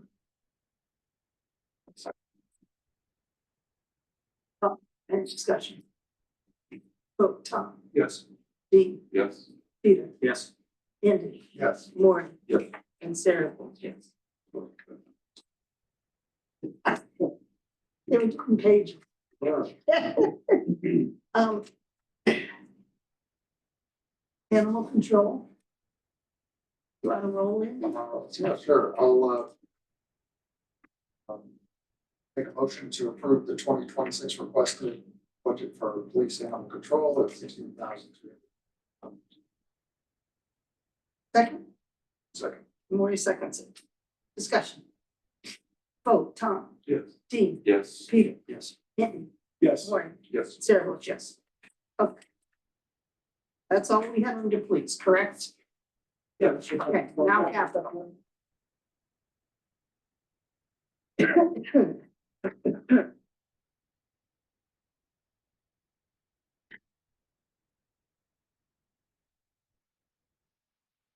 Okay, so which one's under public safety or police? Are those just the tasers, the vehicles and the firearms? So you got the tasers, the tasers, which is the lack. The mobile radio is fire, is that right?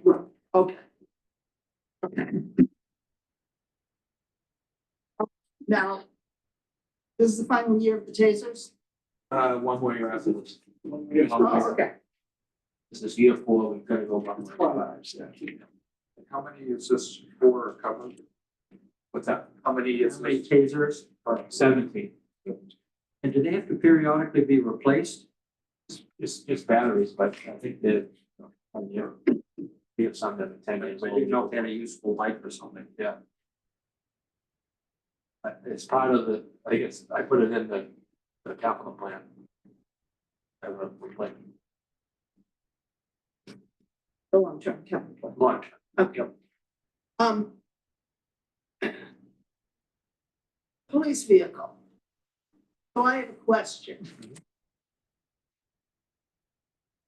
Last year, was it last year or 2 years ago, we replaced the fire chief's vehicle? Yep. But yet, the fire chief's prior vehicle is still around. That's fire chief. No, police chief, Oh, I'm sorry. try again. We replaced the police, we replaced your car. Yeah. 2 years ago? So that car replaced my car went to the detective. Okay, and so then did we get rid of the car the detective had? Okay, Was there a salvage or something? A trade? well, 2,500. the Is that figured into the 73? Get more focused on account. Chief, how many Right, cars do we and- have? Andy, the only reason I know is because I walk by his house every day, so I know the plate numbers on the cars. And I kept seeing this EV, this. Yeah, you tax on the cheap. When I go to work and when I'm home. Yeah, yeah. That's how much. Rolling around his backyard last January. Yes, I did. Yeah, so the trade for this year is projected to be at 2,500. Okay, and this is a frontline vehicle? Yep. And that's really the price? But that's still gas, right? We have. No, it's hybrid. It's hybrid, oh, good. Is it a hybrid plug-in or? It's regular hybrid. Regular. So all the line cars are hybrid. The person's always confused by the word hybrid. What does that mean? It does. It basically it's gas and electric. So it runs on electric and then When you gas idle, it backs will it run up. off electric, yeah. But the battery is only. Small. Smaller, yeah. It's much smaller, and Yep. it's only, it's sized for whatever can be generated from most vehicle. It's not plug charge. It's better mileage. And useful life, what's a useful life of a car like that in terms of mileage and time? 5 years, 4 years, 4 to 5 years. That And that hasn't changed much in going to houses. No, it's idling time is what killed it. I think I put it in my memo, they review about what the idling is. So you figure that a car is 30,000 miles average per year times 4 years is like 120,000 miles. 4.9 hours per shift twice a day equals 9.8 idling hours. 9.8 times 30 miles for each hour that is idling, 294 miles a day. So at the end of this calculation, with the average driving miles, plus the average idling miles, it's like 227,000. That's what the Ford Fleet calculator considers that the car will have at the end of life, even though the odometer may say like 120. Okay. Thank you. And the average is like 227.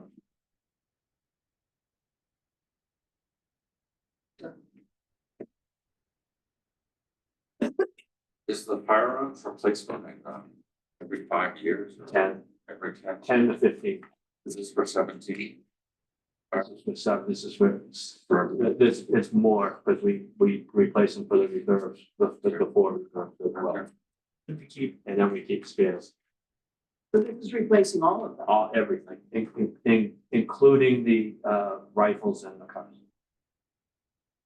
So the lifespan is about 10 to 15 years, depending on usage and exposure to environmental conditions. The ones we have now are just over 15 years.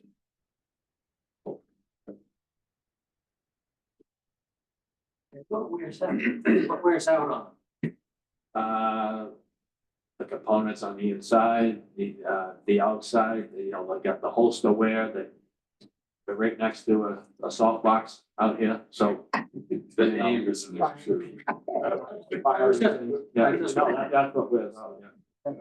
And they don't, and they're not reliable.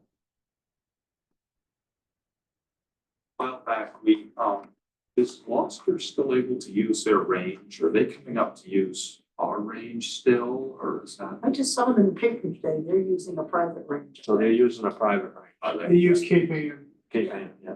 Okay. In Gloucester's renovation, they're gonna have a 3-lane indoor range. And they're gonna allow the Cape Ann communities to use that on the off season. They got some grant money through the state, part of that was to make it like a regional Cape Ann thing. So we'll be taking obviously advantage of that, but when we allow communities, and it's basically contiguous communities that use our range, they're reimbursing us with ammunition.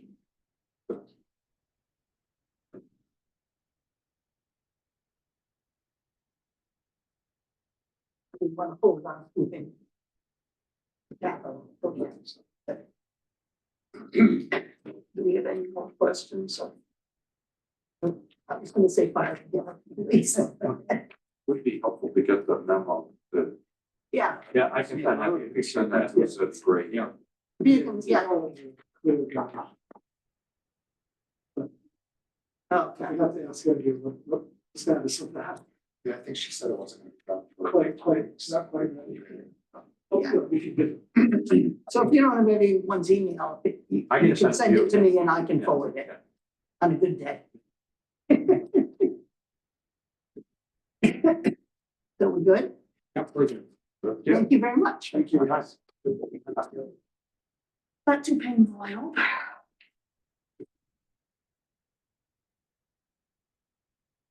Greg, do you have any updates for us? Items too. Now, Andy wants to wait for all capital to be on.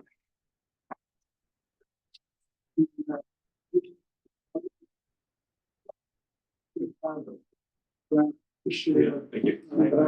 Hopefully by the end of next week. Okay, Close to having that available for you. But that's- are there any surprises? I think. Well.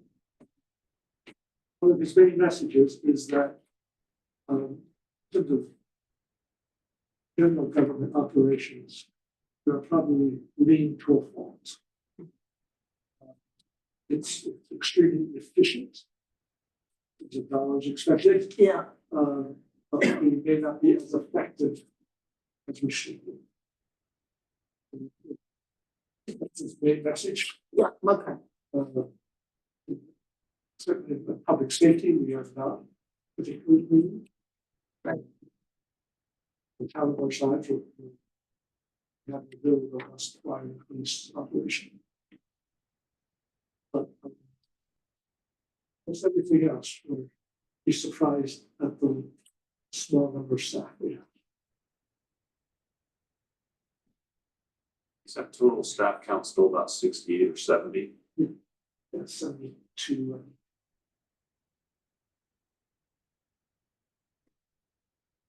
So we're about where we were. 12 years ago. We dipped a little and we come back up. We haven't gone past where we were. Mostly in public safety. Yes. DPW, is that remained about the same number of people or didn't retire? So that's down from its historic. Right. yeah, Or we more. Even with the additions, I mean, we got.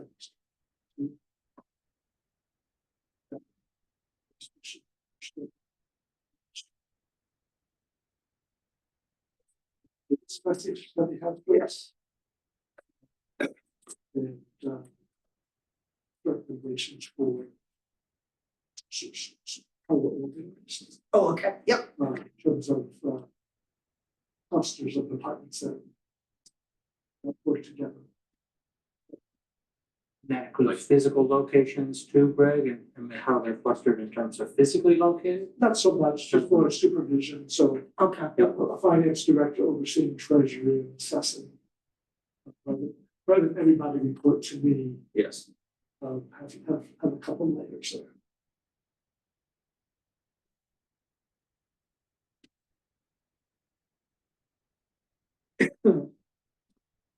And you said you'll send that report? Yeah, I missed We'll get that. that out to everybody, so. Thank you, and then next week or the week after. thank you. And then once we, get some comments back, we'll do some fine tuning, and then we'll have a presentation on this thing. So you don't think it's gonna have a significant impact on the budget, or you're not sure yet? It will have a significant, I mean, we will recommend, I think, More maybe people, one, yeah, just one to, keep. Yeah.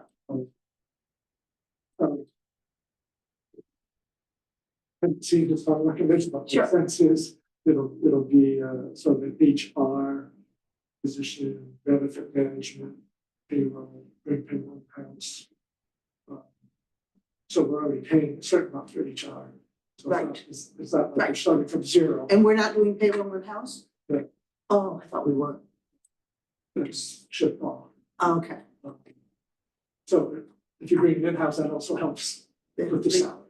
Yeah, yeah, Okay, So would that be payable for all 70? I know the trend is kind of to push that out to critical mass, people with a lot of expertise, up to the laws, all that stuff. Yeah, so They don't usually see it coming back in. you're right, I'm not sure if he's gonna recommend that. That's why. Talk to me about it.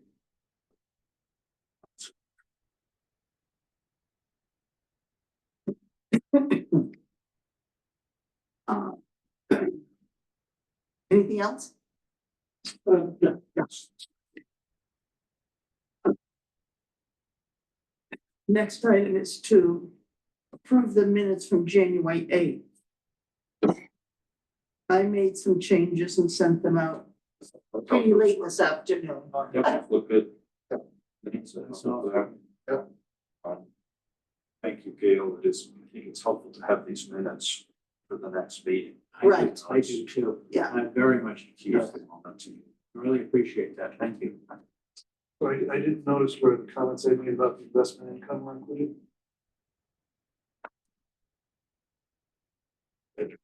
So comments in the meeting or comments you made to At the meeting, I said, are we comfortable with this 230 number?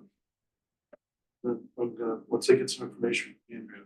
Right. Well, I thought that was kind of covered on the fact that we were looking at the That's fine. revenue projections. We're comfortable with that. Yeah.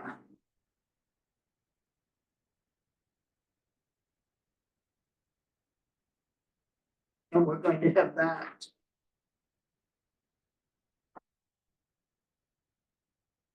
I'm writing something up, that's right. We were doing something, okay, got it. Go ahead, Teresa. Okay, do I have a motion to approve the minutes from January 8th as amended? You do, as amended, yes. Peter, second. Andy seconds. Any discussion? All in favor, Tom, Yes. Dean, Yes. Peter, Yes. Andy, Yes.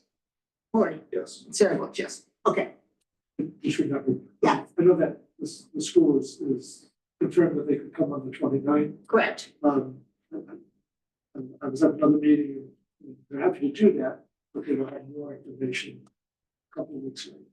If that, in terms of health insurance and presentation of their budget, but they're happy to come in on the 29th, they just mentioned that to me.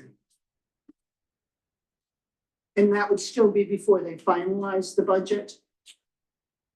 So they have the hearing on the 5th, Yeah, and then they'll take a couple meetings after that before they finalize. So she was thinking too, if you did it after the 5th, then she could report on some of the feedback from the 5th. okay, So after February. Right. so maybe the 12th? Is that too soon, you think? No. Okay, So that might be- so schools can now, Now that I said that, I will have to confirm that it should make the 12th, but. okay, yeah. Well, I purposely on the January 23 meeting, I did not say who we were meeting with on the 29th because I didn't have confirmation, so at least I don't have to amend that agenda. Yeah. Because that's holidays Monday. So the town's not open, so I can't do an agenda on Monday.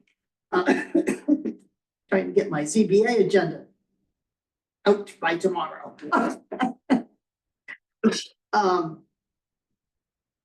So let's see if we can come on the 12th of February. Let's do February, let's aim for February 12. And then I have, where's my stuff? Okay, so. So we would move fire up to the 20, did he have his baby? Sorry? Did the fire chief have his baby? Yes. Is it a boy or a girl? He's got a lot going on. It's about the employees. Okay. Is he taking time He off? said it today. Oh, Sandy and I are meeting with them. yeah, you find out. I mean, that's important. Yeah, I agree. So is I'm he sure taking, someone's about to dial into hear the meeting and come raise their hand. Tell us. So is he taking time off? Yeah, so in and out. So I think the question is can we do fire instead of the school on the 29th? Yes, yes. You think? I won't be here. Oh, so you'd rather wait fire for 2/5? Okay, that's fine. Since he's the liaison, we might as well wait. You could always move library in town. Just Yeah, swap. Okay. how about the library of the town? Library in town to the 29th? Let's see if that I'll will check work. with them, but I'm sure, Okay, in a minimum, we should, we can do general government. okay. So let me see if the library. Because then we'll do the school on that 12th date. Yeah.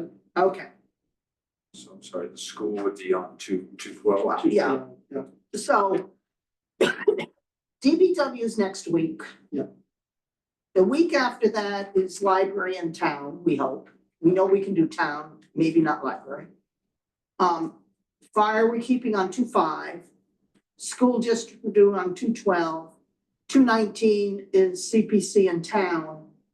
And 2/27 is capital.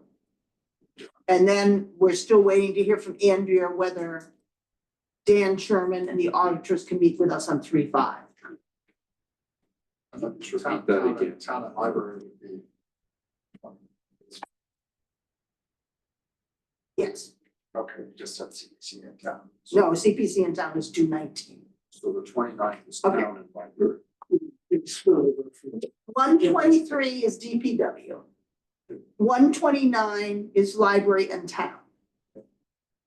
2/5 is fire. Yeah. 2/12 is the regional school district. And 2/19 is CPC and town. A different town. No, See, that's still the if wrong we one. didn't finish it Supplemental the first night. Necessary, still. General was a big one. Where you want. Too many Sorry, what's on the 5th? fire. Okay, And then 2/27 is capital. all right. And then the auditors on 3/5 and OPEB. And then we'll know 227, capital. not 225, it is the 27th. Well, let me double check. You were the, That's what I've written down, but you Yeah. know, well, that would be, 220. February 27th is a Thursday, yeah. because I have ZBA on the 26th. Okay. And then, so then I will I'll aim for 3/12 for the FinCom report.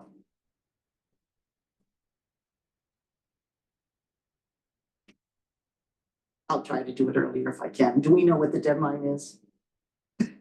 Um, Is it 3 weeks ahead? Yes, April? well, yeah. We'd love to have it all into them by.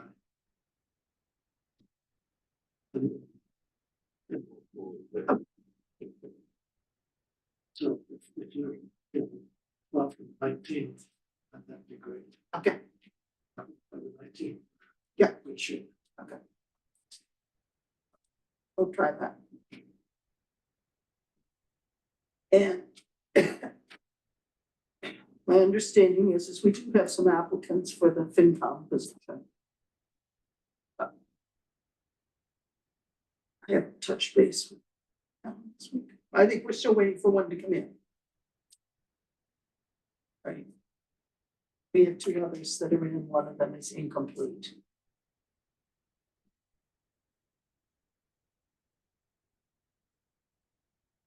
Somebody filled out an application that was mostly incomplete and they didn't send an email to Alan. Right. First preparation. Anything else we need to? You get your coffee. Yes. Peter and I had another liaison. Yeah. That we don't talk to. We spent quite a bit of time talking about the concept of project, which Kathy brought up in the last meeting. Yeah. She and I are meeting about it next week, as to whether project-based planning can be done with a lot of players as opposed to one-off meetings with each department. That's a conversation that's just in the midst of things. Okay. Chuck's preparing a presentation. for next week. I asked for, if there was any conceptual of the DPW garage. Okay. On site plan, because. See what, there's a big item in there for the design.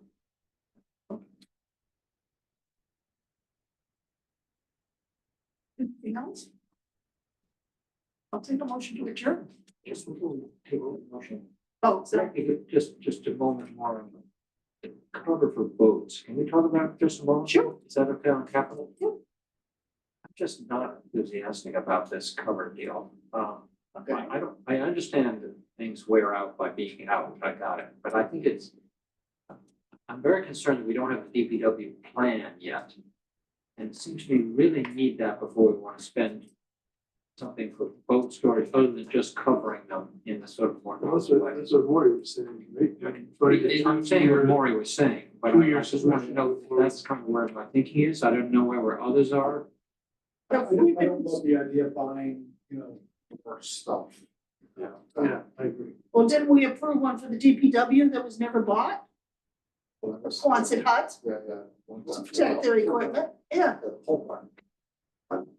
whatever. My impression of the harbor budget is it's a Cadillac, If push comes to shove later on, we might be more. A Ford might be fine, but. And I'm very supportive of, I think, the county Maury about getting a plan, multi-year plan. I just see this growing by It's tons. grown enormously since we brought a harbor master on. It's just skyrocketed. There was no money being put into the harbor before buying it, which wasn't a good thing, but No, I'm about to say, I'm not against it. I feel like we got plans. We need something that looks at a multi-year. It feels like we're always buying books. Seems like, It feels like we're always buying books. Yeah. well, I was a little upset that The price of them. we just got those launches and now all of a sudden we're Yeah, getting rid of. getting rid of one. It's not a good image. Not a good option. Right. I think really a multi-year plan is needed here. And I think it needs to have a revision number on it, so next year it doesn't become something different the year after. I think we'll be able to hear that plan before we finish the budget process this year. Do we need to allow some time for that, Sarah, in terms of? Well, when we're doing Because I- capital on 227, so there is some time. Yeah, well, so. We will, okay, because It won't be designed, but we'll have concept. okay, well, because I think before we take votes to town meeting, I just feel like even though much of it's covered by this grant, it's just a whole step forward, it's very substantial. Do we know when we know about the grant? No, not for sure. When should we talk about it? Well, we know if it's, if we obtain, Yeah, I don't think, we'll give the time. okay. I think it's an application. This in beginning of 2025. Well, I hope we can hear the plan then, in that capital conversation.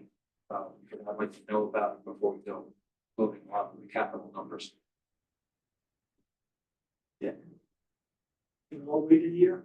Yes. I understand, and I'm not necessarily against it, I just simply feel we need that plan. Right.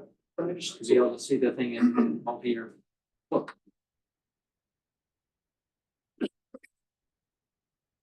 Thanks, okay. The capital thing, is the rotunda in process a year out? What's the rough, is that on this year's capital budget? Generally, So we hope we'll be applying for funds. So okay, likely a fall construction project. okay. That would mean if those funds become, I want to access our project in 8? I mean, what No. does that tell you about? No, it would be under construction. It would be- That's all. Secure the grants this spring and summer.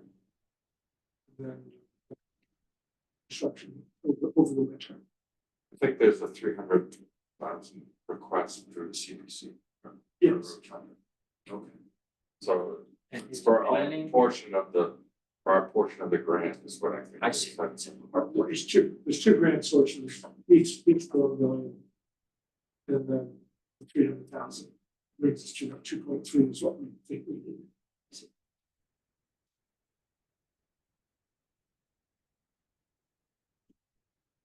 Keep my fingers crossed, it'll last another winter. The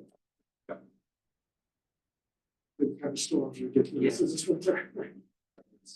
Been crazy. The wind's been crazy. Yeah, storm. Right. We haven't had a big storm before, the wind's been blowing. I have great heavy Trex benches by my front door that keep getting blown over. I can barely move them, they're so heavy, and I'm just gonna knock them over like they're a piece of twigs. There's no enough directional change. We're dealing with this in the ongoing, everything is being northeast, and we worry about southwest. So it's that Salem, a lot more. No, it's, you gotta be so real estate, it's not fun. Yes, please. Peter moves to adjourn, a second? More seconds. All in favor? to adjourn? Thank you. Thanks. Sarah?